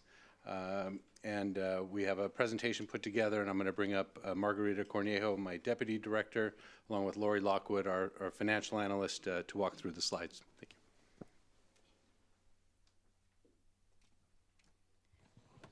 Good afternoon, Mayor, council members, and members of the public. As our CFO, Hickey, has stated, the presentation we have today is short, and it's an overview of the discussion item to explore a property tax exemption for disabled veterans. So at the July 19th, 2023 council meeting, City Council did a formal request for a future agenda item to consider a local property tax exemption program for disabled veterans. As a community of just over 100,000 people, residents now, Menifee has a veteran population of just over 8,100 veterans, some of which are joining us this afternoon. We do thank you guys for your service and sacrifice to the country, and we're very proud to say that you are a strong component of the Menifee community. Specific to property taxes and how they're structured, the state of California has a disabled veterans exemption program in place that applies across all counties. Specifically, it reduces the property tax liability on primary homes for veterans who, due to service-connected injuries or disease, have been rated 100% disabled or compensated at 100% rate due to unemployment, as determined by the Veterans Administration or the VA. In the city of Menifee, we have about 1,400 households that qualify and are currently benefiting from this program. It is, for some perspective, relative to the county of Riverside at a participation rate of just over 1.4%. The city's participation is around 3.6% or so. There is also a smaller program for those that don't own a home and qualify for a veteran exemption at the state level, which is up to $4,000. Veterans can choose the greater of the two. They cannot receive both, but typically the Disabled Veterans Exemption Program that we're illustrating here is the larger one. And that one in itself has 2 levels associated with it. At a base, level 1, the lowest exemption amount goes up to, in the current year, to just under $170,000. It allows veterans to exempt that portion, which directly impacts the ad valorem portion of their property taxes. Then there's a secondary level to support those that have a more restricted income. So any veteran household that has an income of less than $76,000 qualifies for an exemption up to $254,000. It's not up to, it's the $254,656 per year. And then these amounts are adjusted from year to year by the California CPI. In total, and how this translates over to reductions to property tax is it directly impacts the ad valorem portion. Going into that kind of segment and how that illustrates in a property tax bill and the different components of it, there's a lot of lines on property taxes, and some of them can be confusing, and some of them at the core are based on the value of the house, and then some of them have their own kind of structure and methodology to them. The ad valorem portion of taxes is levied by the County of Riverside, and this is what I think most people associate and are familiarized, which is based on the assessed value of a property. It's that 1% tax rate on it, and the sample tax bill we have on the site, it's that orange category classified as general purpose. From that, then that is distributed amongst a number of entities and agencies, all the way from the county to the city of Menifee. Just for some context, for basically every dollar of that ad valorem that a county collects, the city receives about 13 cents of that in property tax revenue to us to help serve our municipal services. Then there are also debt-related assessments. These are voter-approved debt-related, which are typically school or water district associated. These are based on an assessed valuation of a property. The city does not receive any portion of these assessed debt-related assessments. And then there's special assessments, which is the bottom section. These are not based on the value of a property. Some of them are within the city's control and parameters, and some are within our jurisdiction, but they are not ours. In other words, I think context for what we have is a lot of CFDs. There are a lot of CFDs that are managed and administered by the city of Menifee, and then there are CFDs that are structured and set up by other agencies like our school districts and our water districts, and then we have lighting and landscaping districts, for example, on our east side that are managed by Valleywide Park and Recreation districts. These assessments are usually structured and set up to pay specific purposes and reasons, whether they be a bonded CFD that's paying back debt or they're paying ongoing improvements. They are restricted revenues, and again, the funding entities who are collecting it can range from the city all the way to other public entities. So in relation to the property tax program that exists from the state, where you're really going to see the impact of that is in the ad valorem and the debt-related part, because those are based on the valuation. So being able to reduce the total value of the home in the calculation of the ad valorem translates in, for example, this is a commercial property, but you see the top net taxable value, they're listed at just over $1.6 million. If this was a residential property and had that value, you would be able to reduce it by up to the $254. And then that in turn would translate down into the orange boxes and the green boxes. When you get into the special assessments category and kind of looking at those have very specific rate and methods and formulas for calculating those. So looking at exploring those and changing those is a little bit, it's more complex of a process. You have to change the methodology of it to go through it, and that will typically require a Prop 218 kind of election to restructure something like that. So for consideration and for discussion of the topic today is for council to look at if it is something that council would like to consider, explore how that might translate over, and collect any feedback from council, and if requested, return with a more tailored proposal on what the council may be thinking. Again, we don't have direct impact or control of the ad valorem or debt-related assessments, or even those special assessments which the city doesn't have direct control of. So a program or something the city would be looking at would probably translate into something more like a refund program. But parameters that the council would want to consider are things like kind of establishing eligibility requirements, the administrative components of it, kind of the funding element of it, at what capacity, and then just the general financial feasibility and elements of that. So with that said, that concludes our presentation, but we'd open it up for the discussion and to collect direction on how the council would like us to move forward with this item. Thank you.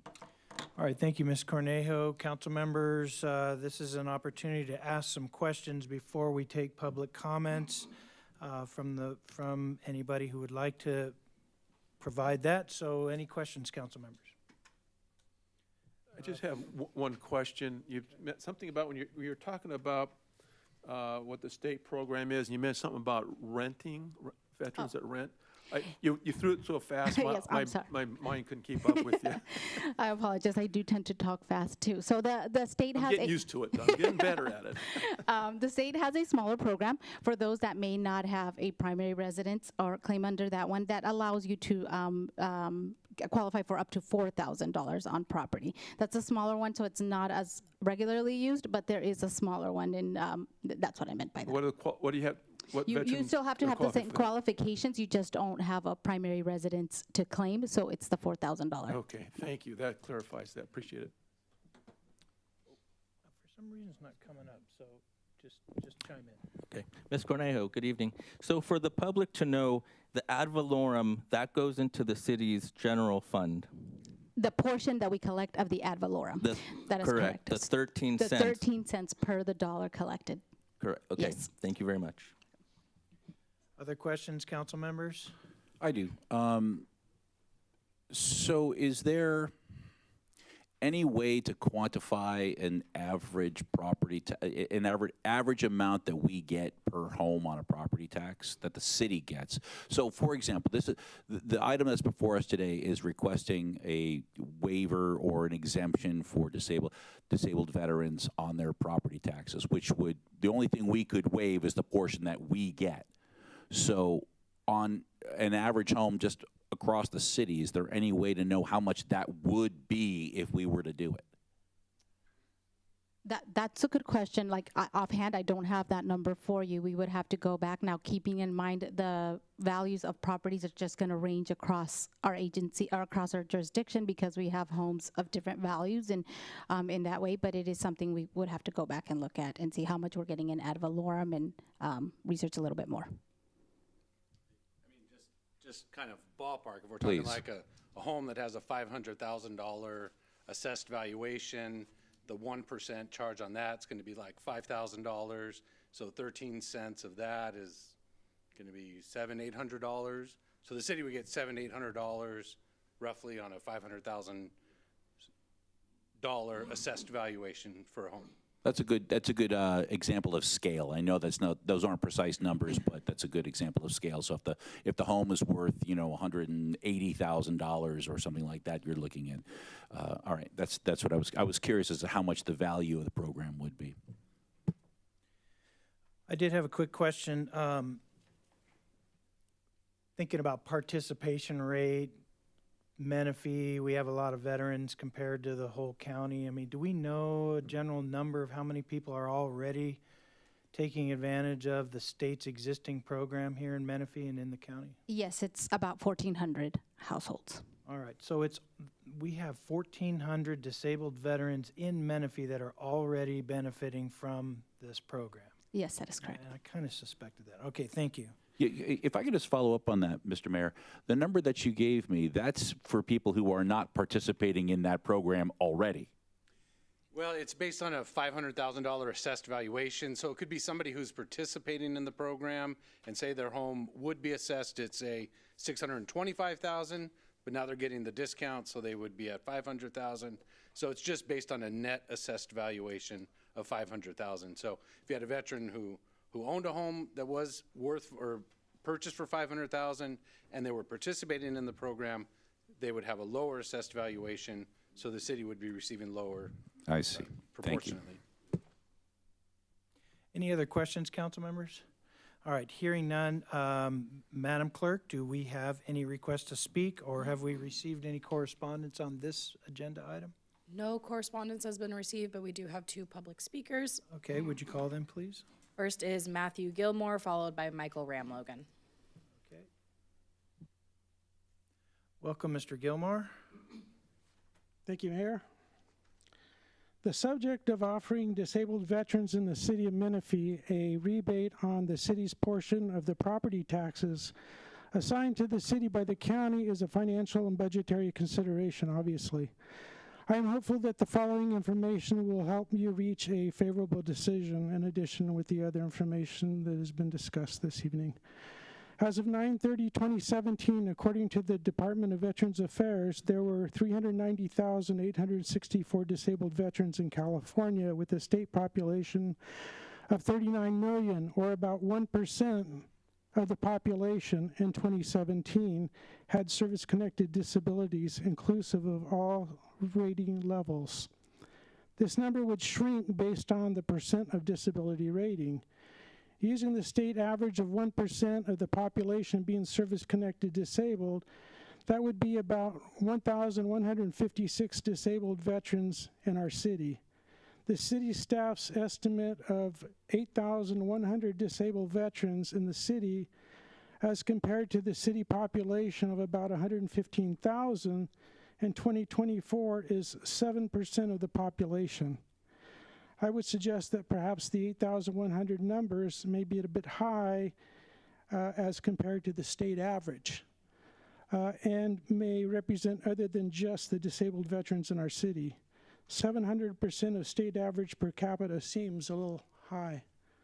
According to a Congressional Budget Office report dated December 2023, working age male disabled veterans aged 22 to 54 between 2017 and 2019 who received VA disability compensation, including those who did not work, had an average annual earnings of $52,200, which was 16% less than the earnings of veterans without a VA disability rating. In 2022, 29% of California veterans were disabled, compared with 13.3% of the non-veteran population. Thank you, City Council. All right, thank you, Mr. Gilmore. And Mr. Ramlogan, you're up next. Thanks for being here tonight. Thank you. If I get a little loud, I apologize. Thank you, veterans, for being here. Thank you for waiting and being patient. I know, sorry. Some of the individuals said on the council, new, better, best, right? What is best in the city of Menifee? Best, military people know what best is. You're second to none. Which means what? When you're second to none, you're number one. If we want to be number one with the veteran population and make a change and stand out as the tip of a spear in the state of California with the largest veterans population, California has the #1 veteran population. We've got to lead from the front. We've got to lead by example. And like they said, there's 1,400 disabled vet approximately that are using the benefits out of 8,100 veterans. If you give back 10% or 10% of that to a veteran, just a veteran, like you go to Home Depot or something, you give them a veteran, you're saying, we support you and we really are going to do something for you. A lot of politicians and a lot of big government talks about we want to support a veteran. We want to do the next for a veteran. The key here is, are we going to do what we say we're going to do? Whether it's 10 cents, 3 cents, 4 cents, when you add that up on 500,000, 600,000, no house in the city of Menifee right now, for, fair market value, is estimated at $250,000, $300,000.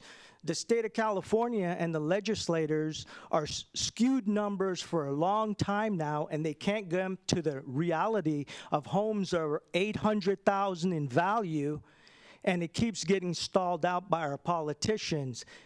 We need to make a change in Menifee as our local government and stop the noise and say, what is Menifee going to do as a local city government to make that change, to affect some kind of law, regulation, policy that we give back to our veterans. We need to move to the next level. And that's what part of the new, better, best is, right? And if we really want to be supportive, I think that's the way to do it. And again, thank you for your time, and thank you for hearing me out.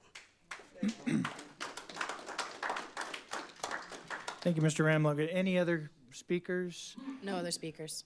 Okay, no one else from the public wishes to speak on this item. All right, I do have one hand, so sir, if you would come up, and we need you to state your name so we can have you in the public record, please. And you'll have 3 minutes on this topic. Thank you, Mayor, council members, city. I want to just kind of Can you state your name, please? I'm sorry, Robert Wayne Hutchison. Thank you, Mr. Hutchinson. Go ahead. Yeah, I agree with some of the stuff that's been spoken about tonight, and I think there would be, it would go a long ways if this exemption was put on some sort of a scale. You know, it's $4,000 if you don't have a primary residence, and then maybe if you're a new homeowner, you got the $7,000 exemption. Then there's nothing in the middle, and then there's 100% disabled and 170 grand. So maybe there could be some sort of a scale. That way the city still gets some money out of it, but it would show some goodwill towards the veterans that based on your disability rating, there would be a scale set there that, okay, if you're 100%, you get 170, but if you're 90%, you get, you know, 145 or whatever, some kind of a scale. And that would work down so that the disabled veterans can get something better than $4,000 or $7,000 for the service and their service connection for their time in the military. And so I think that would go a long ways to show good faith towards the veterans and get to the best part of Menifee, best, and set a scale that we can adjust those based on the percentages of your disability. And that's what I had to say. Thank you very much. Mr. Hutchinson, thank you for coming tonight. All right, seeing no other speakers, what we'll do now is open it up for discussion. Mr. Hickey still has some more information for us. Yeah, I just wanted to clarify in terms of the number of veterans in the city. The 8,100 veterans cited in the staff report is total veteran population as reported by the U.S. Census Bureau. So that's total veterans in the city of Menifee, just over 8,100. And of those, we through county records, there's 1,400 homes who are receiving this exemption. So that would presumably approximate the population that are 100% disabled. And then between the 1,400 households and 8,100 population, presumably some of those veterans are disabled at some level of percentage from 0 to 100. So just wanted to clarify, 8,100 is total veteran population, 1,400 are the households currently receiving the exemption through the state program. All right, very good. Thank you for the clarification. All right, with that, council members, we're open for discussion. I don't know, maybe Councilman Estrada, if you want to lead off, this was something you had asked for. Sure, I'll start it off. For too long, veterans have been in need and needed financial relief. Right now, we as a body at the City Council have control and the ability to make a difference with the property taxes, the ad valorem that you pay to the city. Now, that is within city control. We don't have to worry about the county, the state, the federal government. We can make a change now. We can move forward with making an impact. Now, all the veterans here sacrificed their life. They raised their right hand. They signed a blank check for all of us to have this discussion right here, all of us to vote, all of us to live in peace from coast to coast and not worry about our foreign invaders. You know, at the Menifee welcome home ceremony, we even had state legislators mentioning, hey, you know, it's difficult up at the state. We're doing the best we can, but we need at all levels, federal, state, and local, to provide financial relief. And right now, we are in a position to not have to depend on any other branch of government. Now, we pride ourselves on making ourselves a military-friendly town. Our theme for the city this year, Hometown Heroes. Welcome Home Vietnam ceremony. We've had discussions about making a veterans committee to help solve problems and bring solutions. We have a potential solution here to provide you financial relief. You know, with this tax rebate, I look at it as a way for you to reinvest in your homes, reinvest in your families, use that sales tax to recycle through in our city and have it come back to us. I think that we can lead from the front here. We can lead from the front. We can get recognition from the state and be a model for the rest of the cities in California to say, hey, look what Menifee is doing. Look what we want to be like our neighbor. We're not going to sit back and wait for the governor or our legislators to solve our problems. We want to do something today. So I have a couple solutions that are open, I want to make open for discussion, and I shared two proposals that I would like the IT department to please display.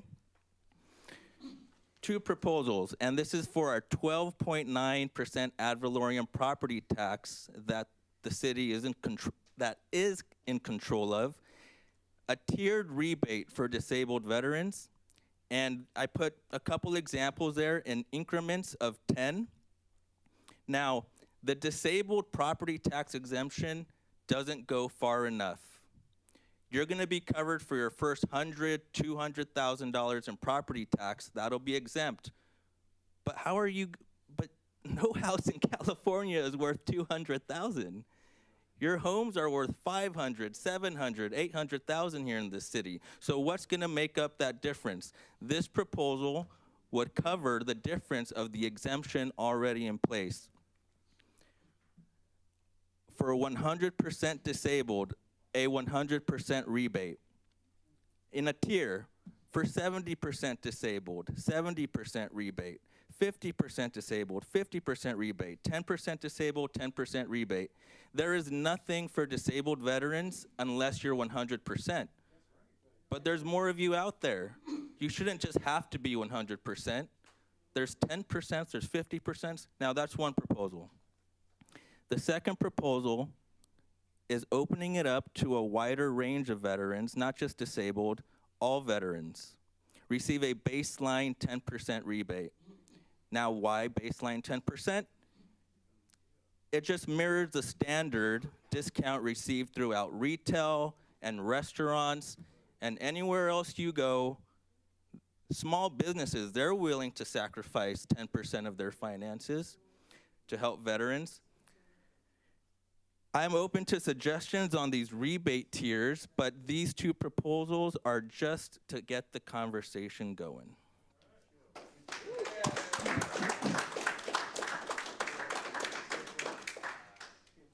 All right.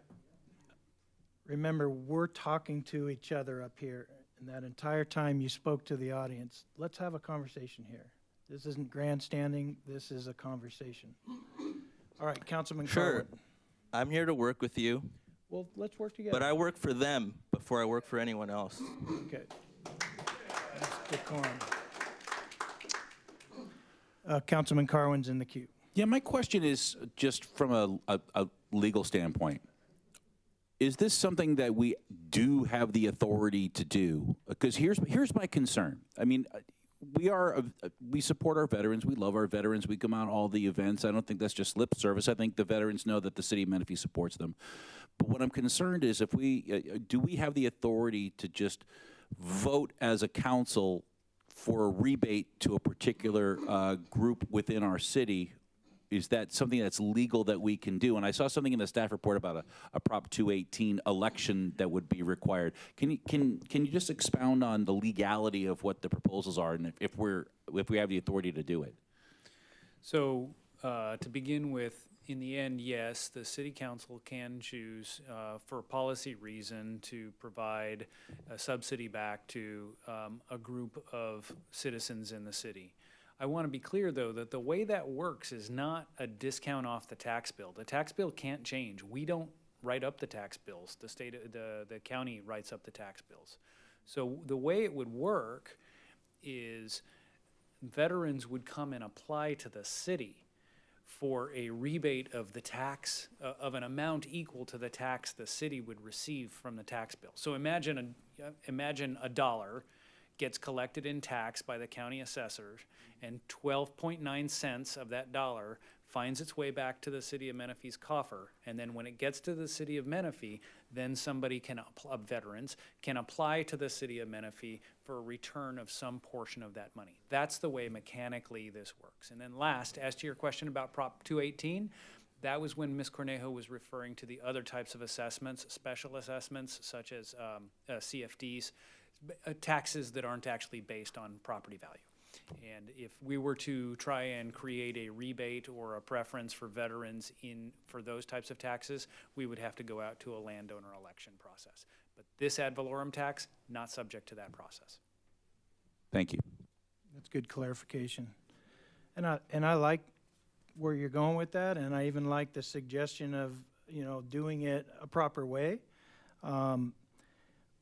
This is going to be something that it would be really good in the future for us to consider this, if we were to be able to have a lot of different ideas and thoughts and involve the public in this. And I know that Councilman Dinas has suggested that we have a Veterans Committee formed, and I know our staff is kind of working on that. It seems to me like that's kind of an appropriate place for a proposal like this, to where we can sort the nuts and bolts out and come with something for us to truly consider. Tonight was great information. It was a good starting place, a good way for us to kind of understand some options and things, but I think there may even be more options, and there may even be more opportunities, because as was said, we are a patriotic city here, and we care about our veterans. You see it all across the city with banners on the streets and events that support our veterans. I mean, there is absolutely no way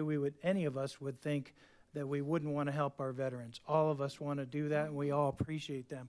But I think it's wise for us to look for the best way, and it would be good to have input from those veterans themselves on how we can go about doing that. So just kind of my thoughts. And just really quick before Councilman Dinas jumps in, I just want to make sure everybody knows we're not voting yes or no on anything tonight. Right.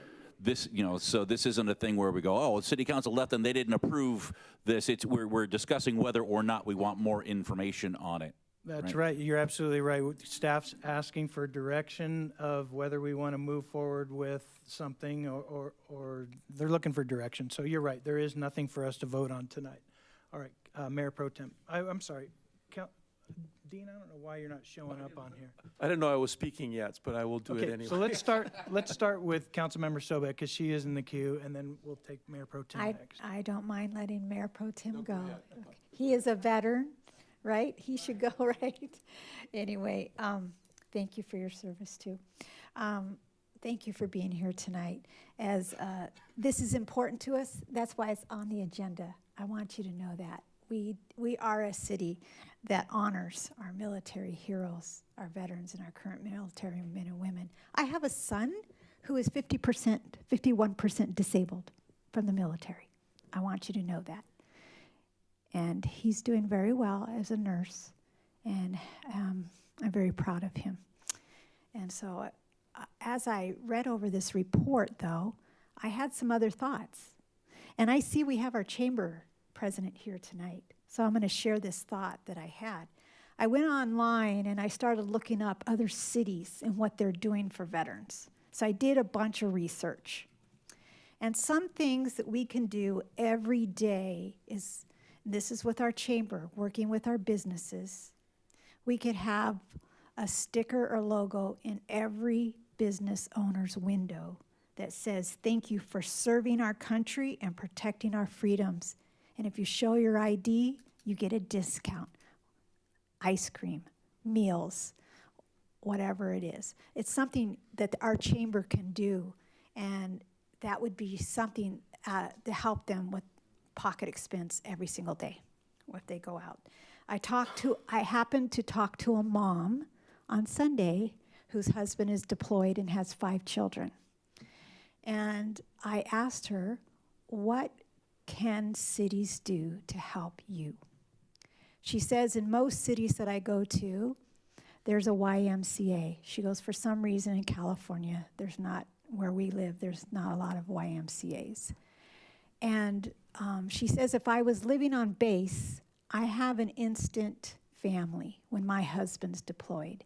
She goes, where he is stationed right now at March Air Reserve Base, she didn't have that opportunity for base housing. So she said that she would love to have a place where military families could go and meet and have activities. I thought about our community service center when she said that. She also said it would be very helpful as a parent to have a discount on those sports events and things where her children could participate because of the limited income that they sometimes receive and because of the high cost of housing. So I love the idea of the Veterans Committee that we're in the process of forming. I see that there's really many things we could do as a city extra to support our men and women and our veterans.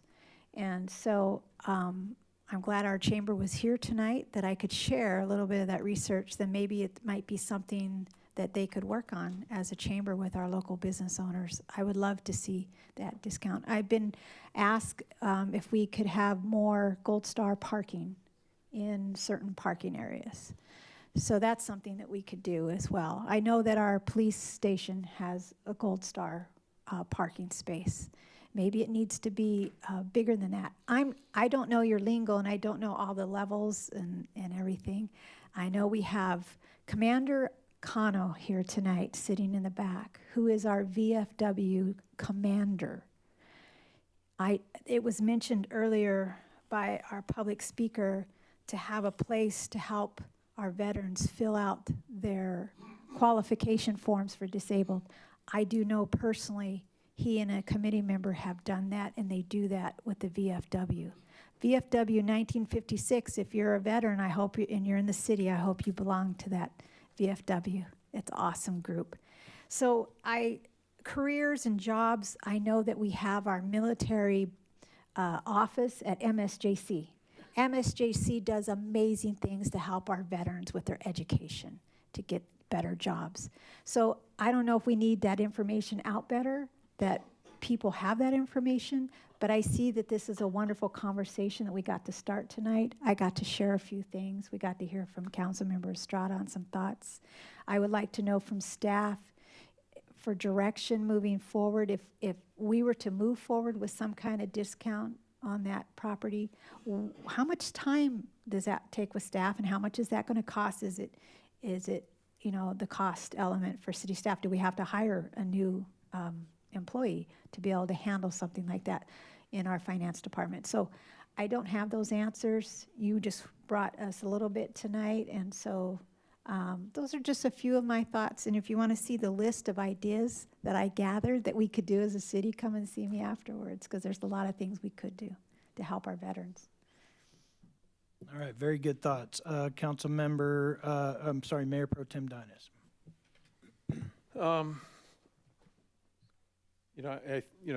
I'd have to agree that, you can be a military-friendly city, but if you don't have a few actions behind it, then I don't know, you'd have to wonder how friendly you really are. I think we've been doing things little by little to recognize our veterans. But, I know because with the property tax and stuff, I may benefit from that, so I'm trying to step back at myself and say, okay, what's the best for the veterans and best for the city? I got a feeling if you take the 1,400 homes that are in the program already and you pay off the rest of their property tax, it could add up to quite a bit of money that the city would have to put out, which then would eat into our public safety funding. With that said, it's really hard though without the numbers in front of you. if we can come back, and I need to see the numbers. I'm a numbers guy, you know, and if we can somehow offer some kind of relief for our veterans, I think we're putting our money where our mouth is, as the saying goes, when it comes to helping our veterans out. But at the same time, as a city council, we have to be balanced as to how much can we help our veterans, at the same time make sure that our city government and our services are sustainable. So I think the first thing you need to do is, what are the numbers? What is it going to look like? Now, I'm not too sure how hard it is to put all those, you know what the property tax is. You know you got 1,400 homes that are participating. The numbers, I did the back of the thing here, and I don't know if I'm anywhere close because I was trying to listen and add things up and ran out of fingers to add. But it may be a bit costly, so we may have to go a lesser program, but I think we should look at some way we can help our veterans, and not just our families. I'm glad you brought that up, Lisa, about not just our veterans, but their families as well, or their active duty. You know, this is my own personal experience, but when you give a good portion of your early life, where all your equals are out there, you know, getting education, starting a career, and then you're serving in the military, you're kind of behind the cue ball when you get out trying to get a career going. You know, like for my case, I got out of the Army, I was 28 years old, I started college, and most of them were 18, 19 years old. So, you know, they look at me as the old man. So I was trying to catch up, you know, in order to make a career for myself. And, you know, I think we need, as a city, as a nation, need to recognize those veterans that gave up their early formative adult life to serve their country, and they had to essentially then start their civilian career after a military career. So I think it's important that we do honor that. To what degree right now, I'm not sure, because we'd have to see, you know, the costs involved in it. There are some things that, as Lisa was talking, there's some things, you know, the costs involved. You know, we put most every developer is doing a CFD to pay for infrastructure and stuff. Now, those CFDs in place, you know, those covenants are written. We can't do anything. But I would like this, when this comes back, to say, okay, if future CFDs put a thing in a covenant saying that if you're, either we go with a disabled vet, all vets, whatever. I don't want to say all vets because I feel like it's a self-interest here, but I'm just going to say veterans in general. You know, a certain percentage off or something like that, whatever can work.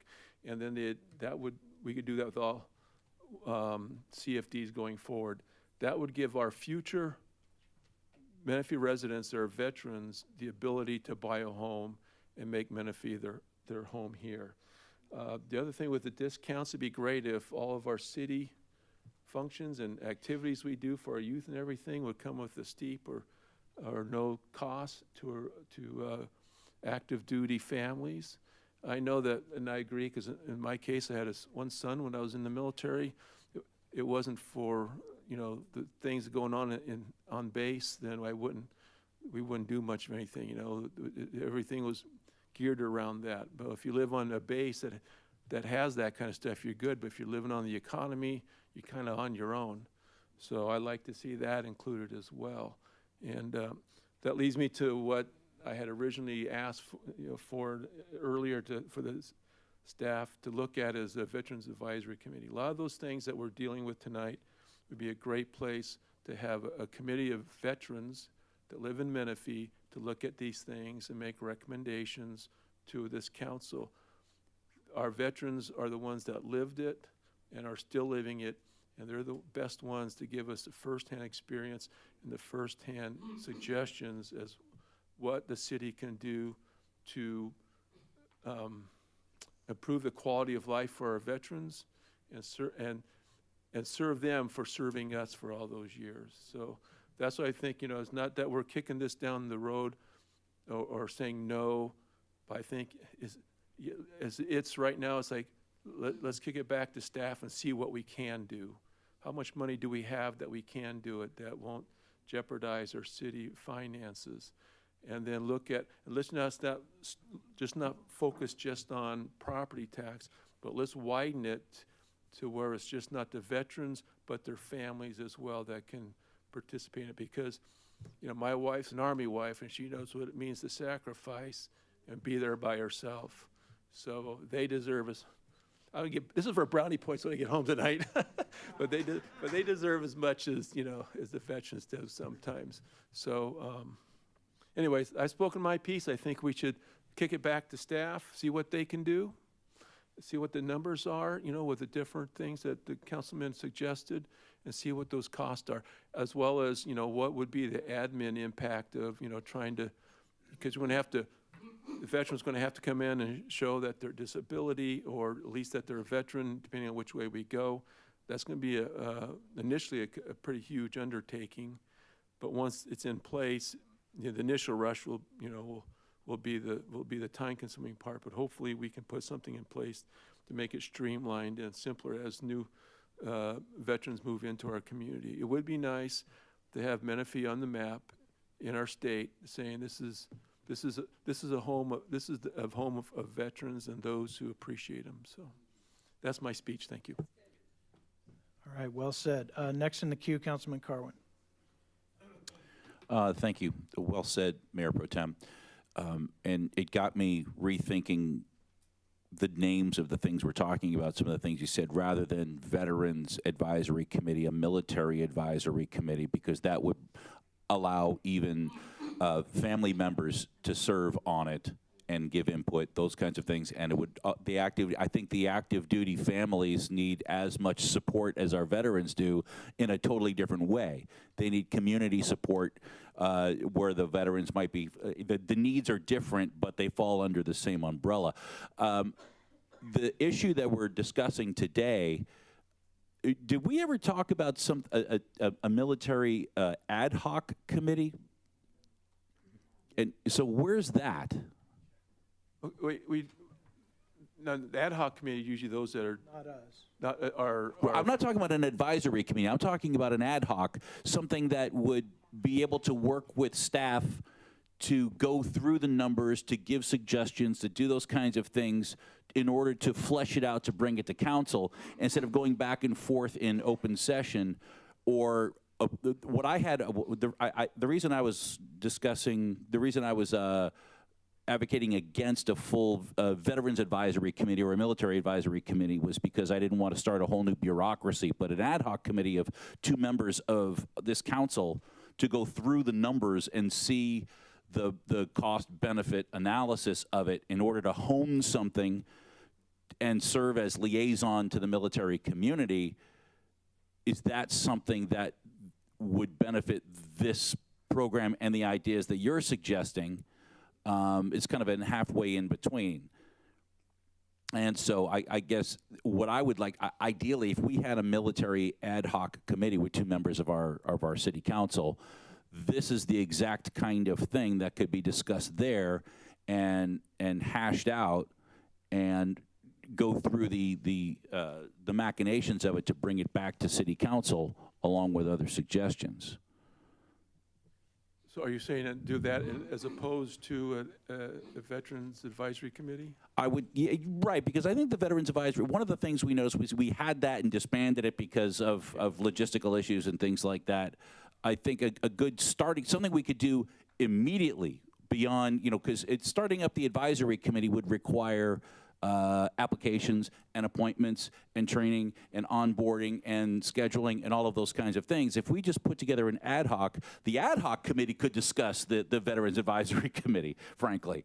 But it'd be something we could do immediately that would, instead of telling staff to go back and bring us information, and when they come back, we discuss it, we go, you know what we'd like this other information. They could do that with the ad hoc committee, and all of those things could be fleshed out at that level and then brought fully thought out, much like the amphitheater project was very, I think the ad hoc committee for the amphitheater project did a tremendous amount of work in bringing that to city council and honing down things that need to be done and coming up with ideas.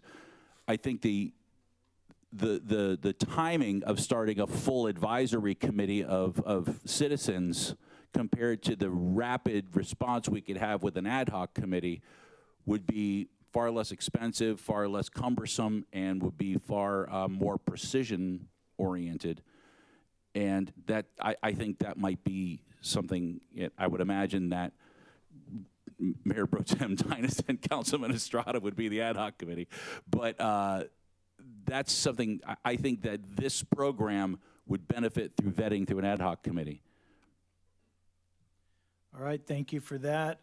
Councilman Estrada, you're next in the queue. Yeah, Councilman Carlin, I like your suggestion. It eliminates another layer of bureaucracy, adds more efficiency to government. You know, for too long, there's delays and excuses, or it would add more rapid response to this. And we can talk to the veterans all day after here, and we have access to their VFW, and we have Mr. Cano there to talk to, and we can have plenty of veteran input, and we are easily accessible to them.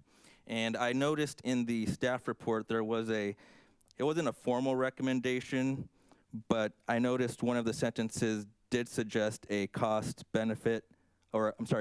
impact analysis to move forward, and so I would support a cost impact analysis.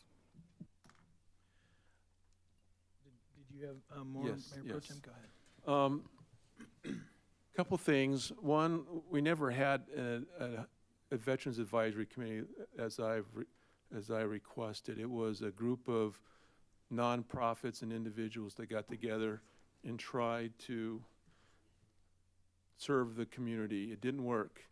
My thought was a Veterans Advisory Committee would give veterans a voice in the city when it comes to their issues.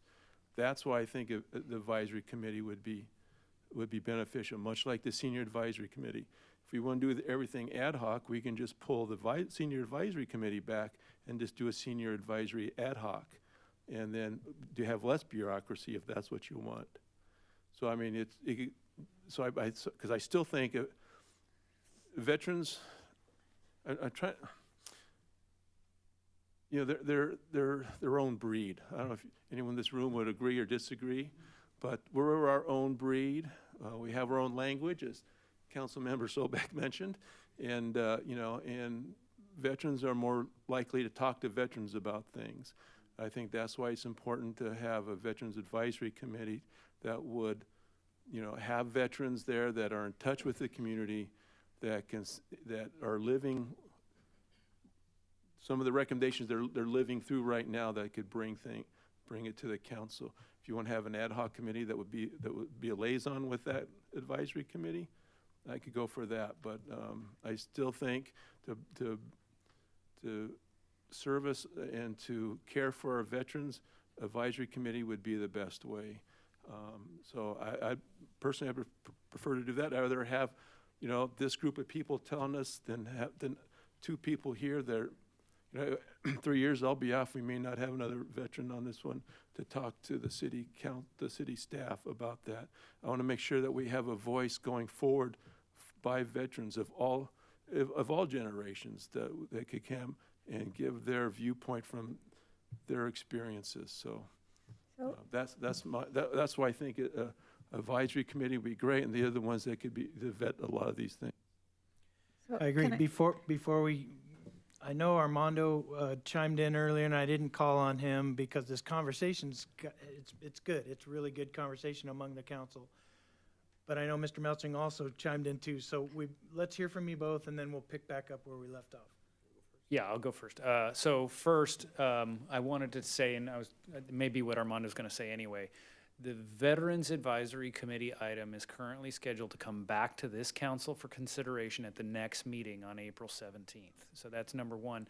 Number two is because that committee has such a, I mean, property tax exemption is one thing that committee could look at, but its scope, or at least its potential scope, is much broader. It isn't fully within the scope of the agenda item we're talking about tonight. So my request and recommendation to you is that the Veterans Advisory Committee item really be taken up in full when properly agendized on April 17th.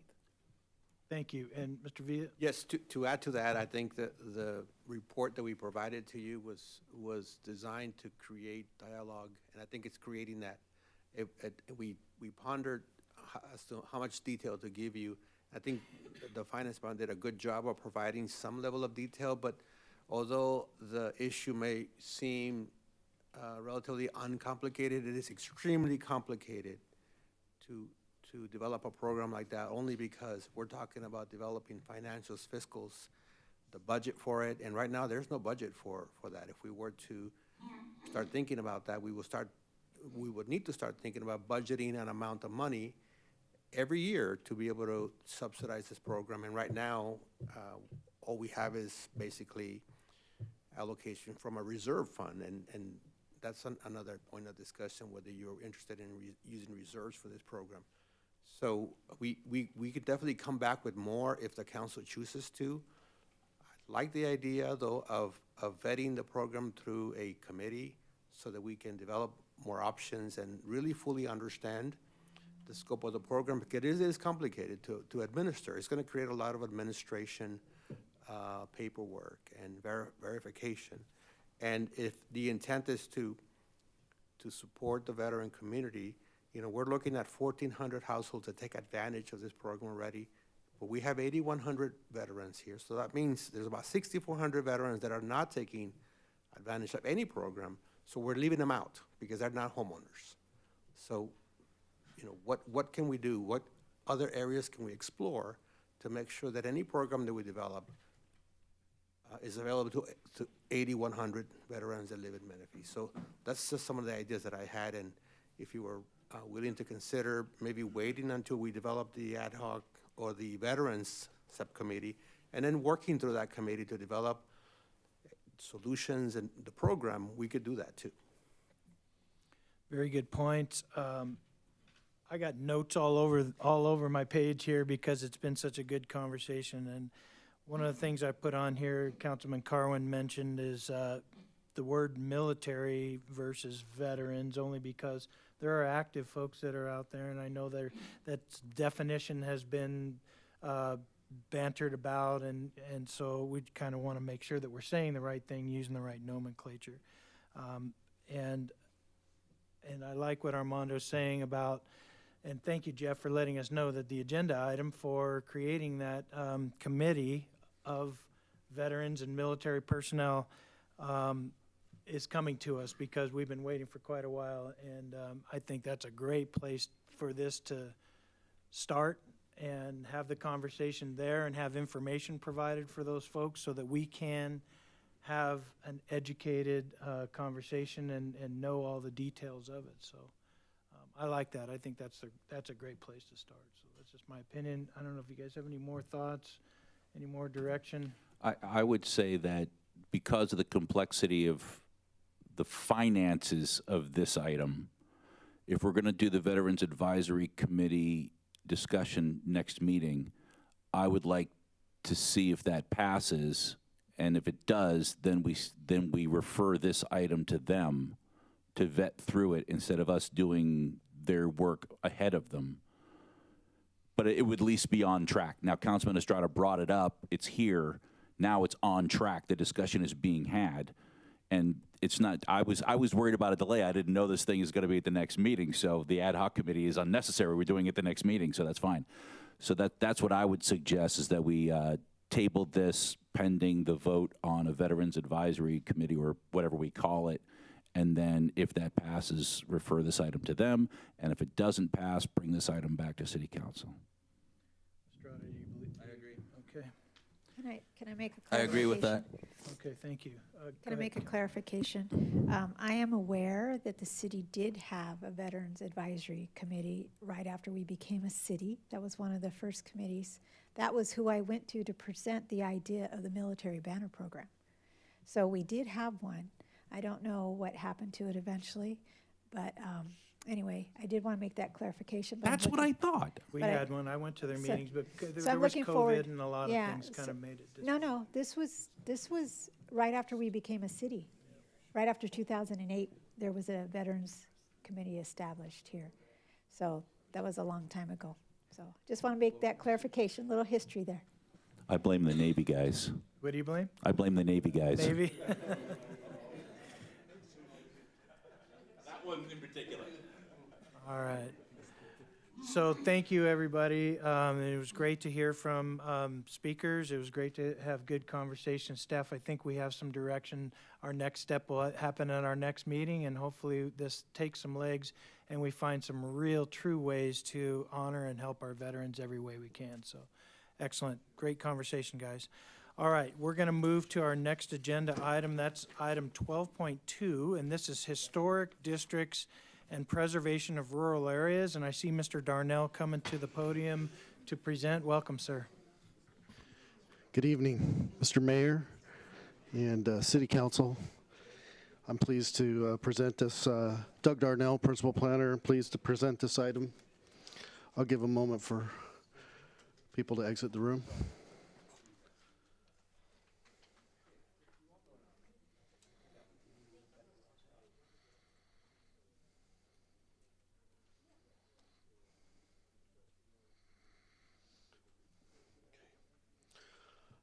All right. So the item before you this evening is a discussion item on historic preservation and preservation of rural areas.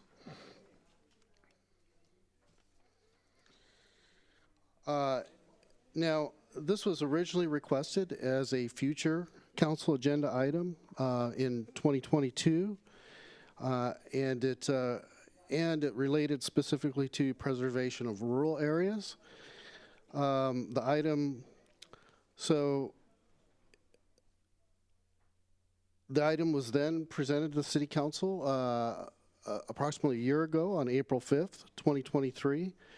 At that time, it was a pretty brief presentation. The Council discussed that and requested staff to come back with more detailed information about the historic preservation process, including pros and cons. So tonight's presentation provides the requested detail from a year ago, covering the areas you see bulleted here below. So first off, just want to give discuss the general plan goals and policies related to this.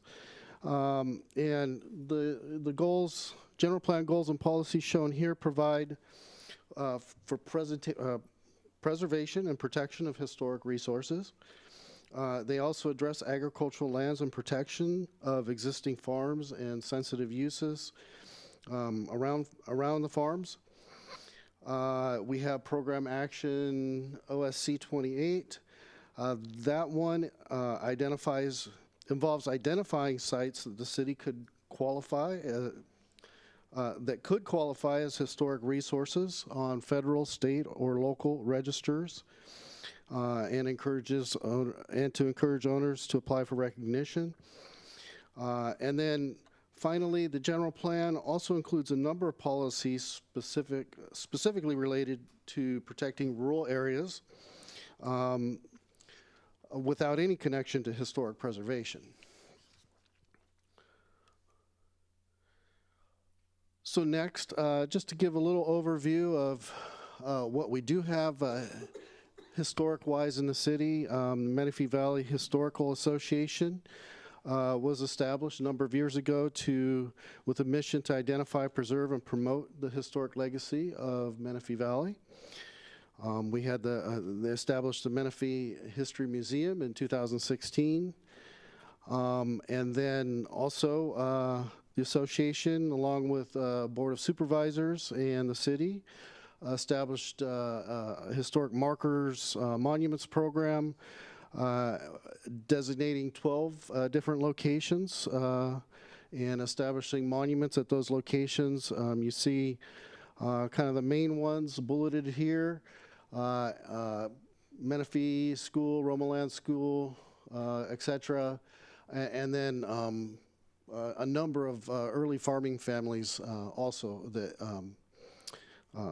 have been recognized. None of these sites are officially designated as a historic landmark on a national, state, or local register, and currently not subject to any historic preservation restrictions. Next, just briefly discuss the legislative framework. At the federal level, there's the National Historic Preservation Act. At the state at the state level, there's the California Environmental Quality Act, and the California Register Program, which is administered by the State Office of Historic Preservation. So, and there's other state programs in addition to the Register Program. So this framework allows for communities to adopt ordinances and programs to preserve historic resources. Historic preservation components of any ordinance may include establishing a historic preservation commission or board. They typically have criteria and processes for designating historic resources or designating a district and so forth. Also requirements for maintaining a historic resource, designated resources, and typically include the other key elements shown on this slide.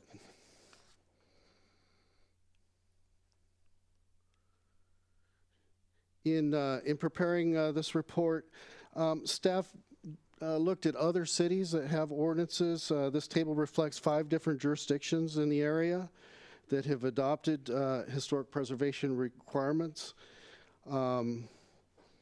Many jurisdictions have such requirements, but there's many that don't.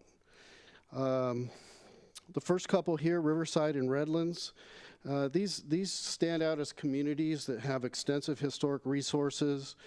They have downtowns with numerous civic buildings, schools, places of worship, etc., and neighborhoods that date back to the early formation of those communities. Given the level of their historic resources and importance, their efforts are broad and extensive. Of the first 4 jurisdictions shown in the table here, in terms of how the ordinances are set up, they're pretty similar in the components that they include, with some minor differences. The one that stands out that's different is City of Temecula. Since their historic preservation focuses only on the Old Town area and is addressed in their Old Town specific plan. So finally, we're getting near the end here. Some of the pros and cons of having a historic ordinance are shown here in this table. And just things to consider for the council in moving forward. The pros of a historic ordinance are that it can be a valuable and important tool for a community, particularly where there are extensive historic resources and value. There's also things like the Mills Act and other incentives that can provide tax incentives and other forms of incentivizing preservation. I think I mentioned the Mills Act there. So as far as the cons go, it may not have much value or effect if historic resources are limited. It can definitely would add more restrictive regulations for any properties that do get designated under the ordinance. Would likely require additional staffing and resources. Could discourage economic development and optimal uses of properties under those restrictions. As far as aesthetics goes, it could be a pro or con. It really depends on the community.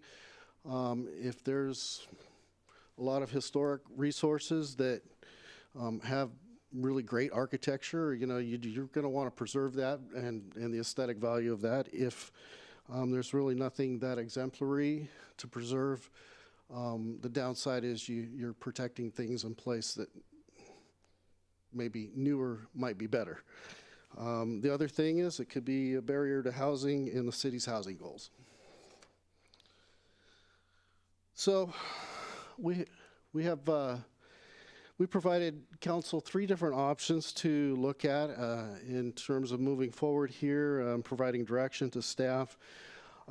First option could be that we engage a historic preservation consultant that could conduct analysis of the historic resources and provide recommendations for designation of structures, landmarks, or districts, and for potential ordinance. Option 2 would be continue with the existing process that we have been using, which is California Environmental Quality Act, that does require analysis of impacts to historic resources, including cultural, tribal cultural resources. And then there's option number 3, which could be a combination of 1 and 2 above, but would allow staff to determine an appropriate time frame in the future as workload permits and add this effort into the work plan consistent with Open Space Element Action Item OSC 28. So we ask council to review and provide feedback to staff regarding the information provided related to creating historic districts and preservation of rural areas. And staff is prepared to answer questions of the council. All right, thank you, Mr. Darnell. We'll do that first with some questions, then we'll open it up for any public comments, and then we'll open it up for discussion. So Councilman Estrada is first with a question. Thank you, Mr. Darnell. So if we were to move forward with option 1 and well, let me backtrack.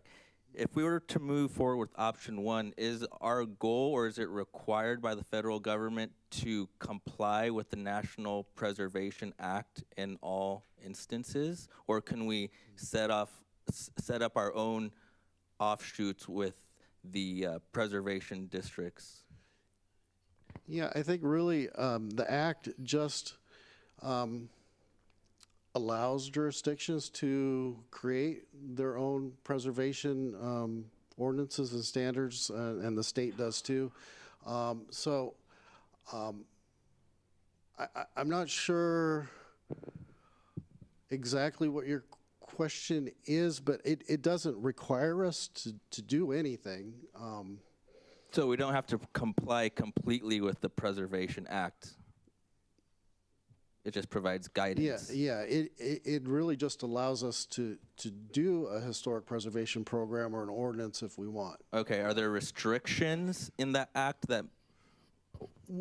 Well, I would say so. There's different levels. So maybe one way of answering your question is there's different levels of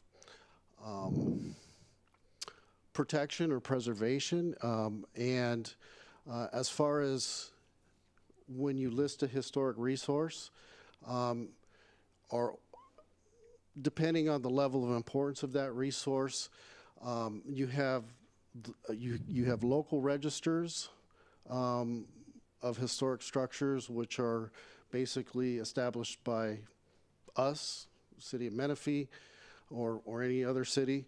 Then so you have local designation, you have state designation, and then you have federal designation. So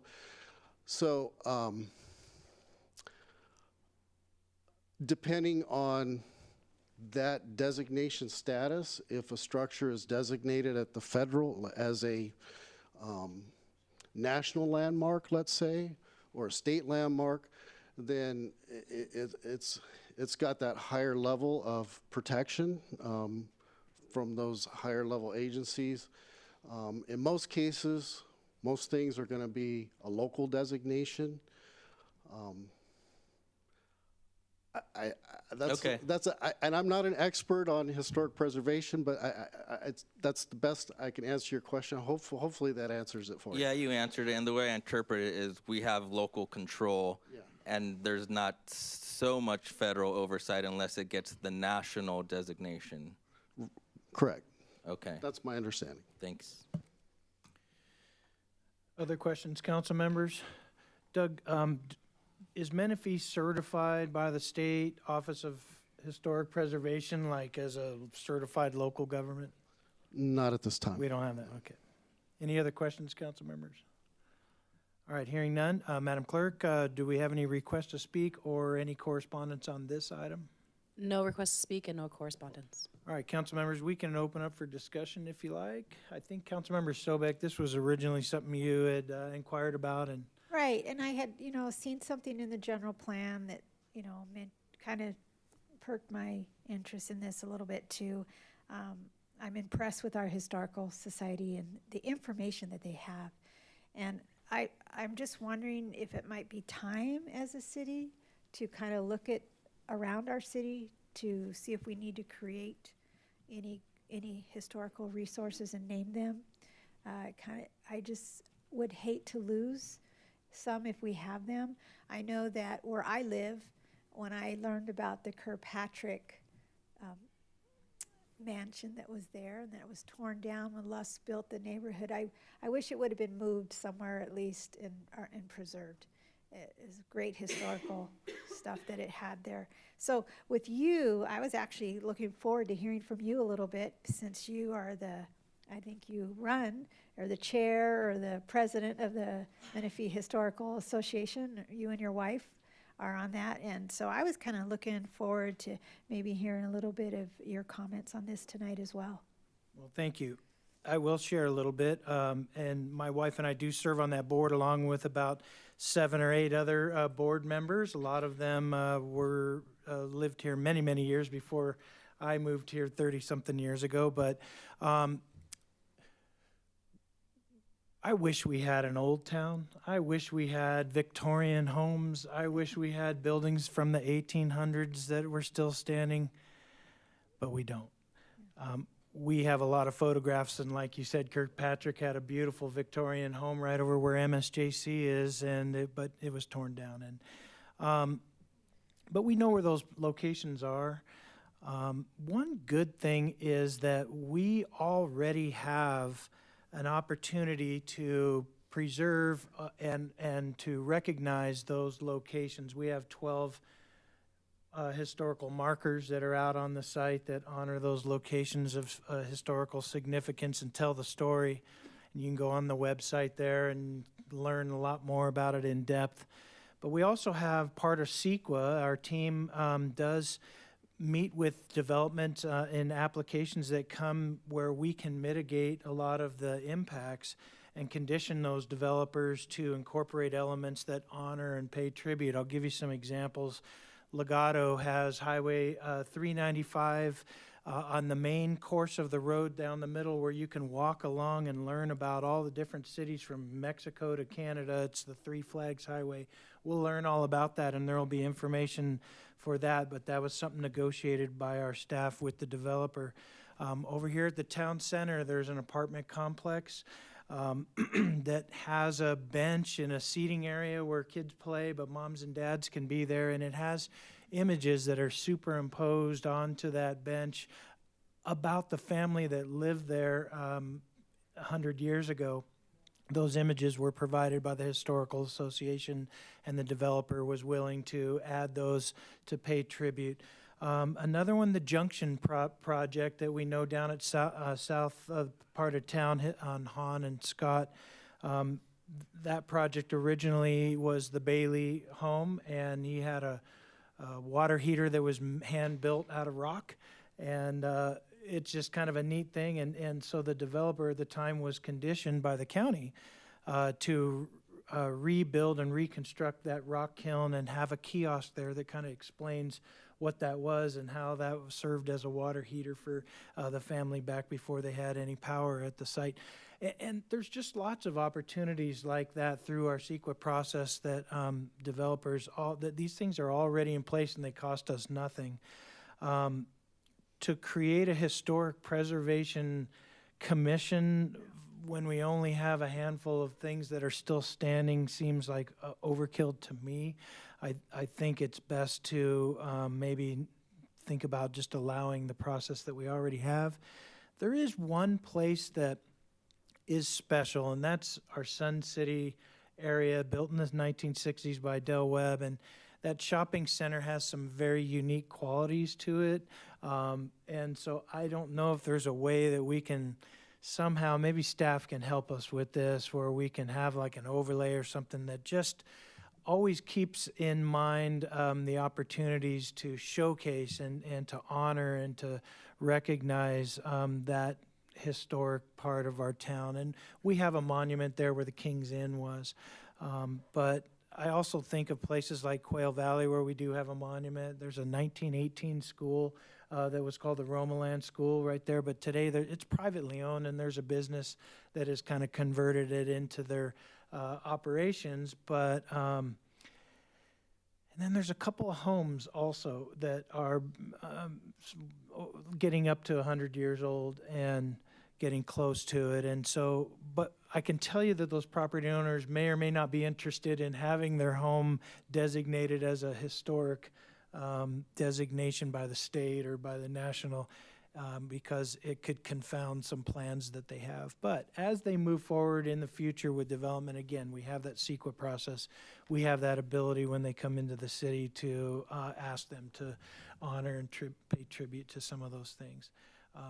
This thing's flashing, but I have no idea who pushed it in because there's no name. So if you wanted to speak, just chime in, Bob.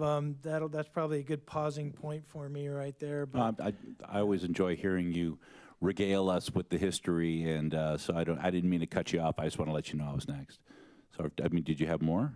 I'm kind of wrapping it up. So oh, okay. So the irony of this item is wrapped up in a billboard that used to be on Murrieta Road for years and years and years that said, "Coming soon, Old Town Menifee." It was right off of Craig, and you guys may have seen, remember that billboard. It's gone now. It faded over time. It was up there for, I don't know, decades. I think that the places that have those significance could apply for historic landmark status on their own if they qualified. You know, if there's a particular thing that should be preserved, or a location or a home or something like that.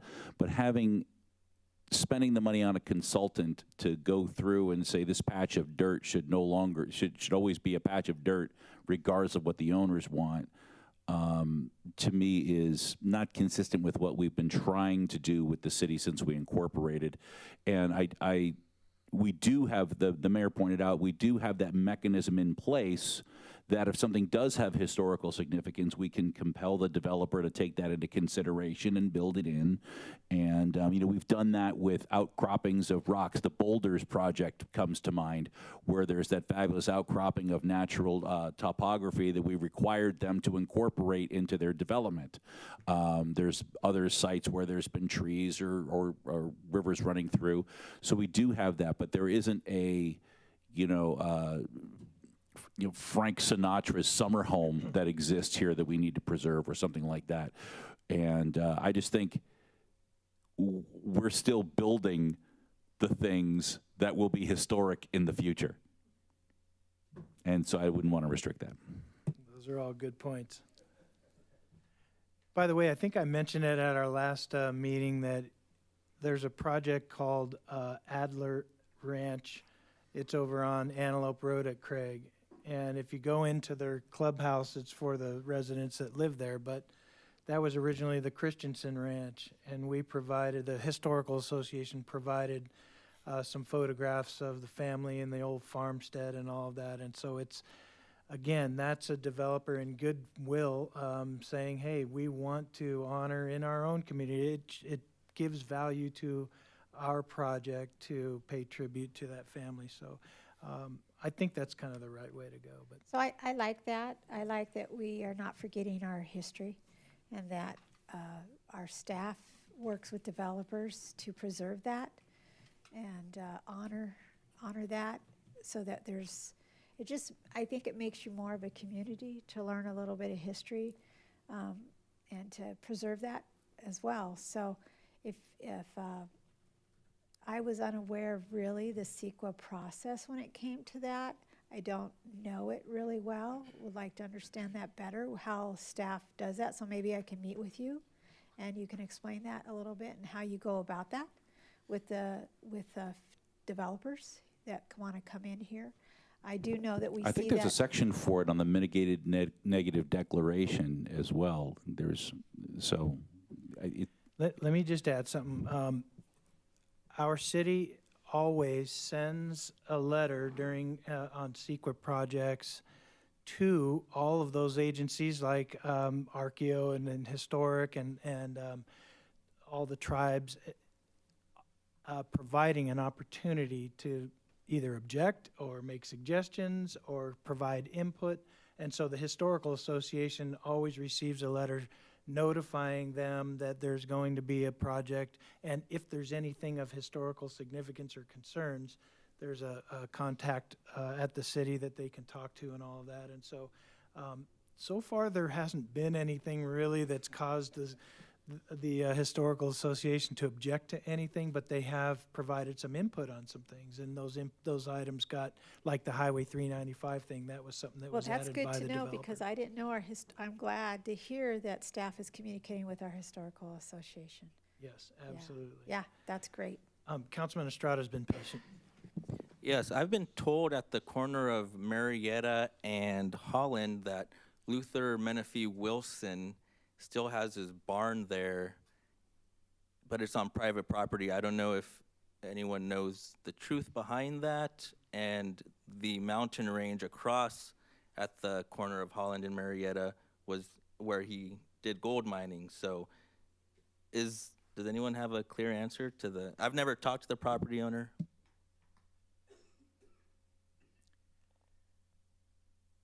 Yeah, I don't want to touch that one. So is it true or not? It has been Was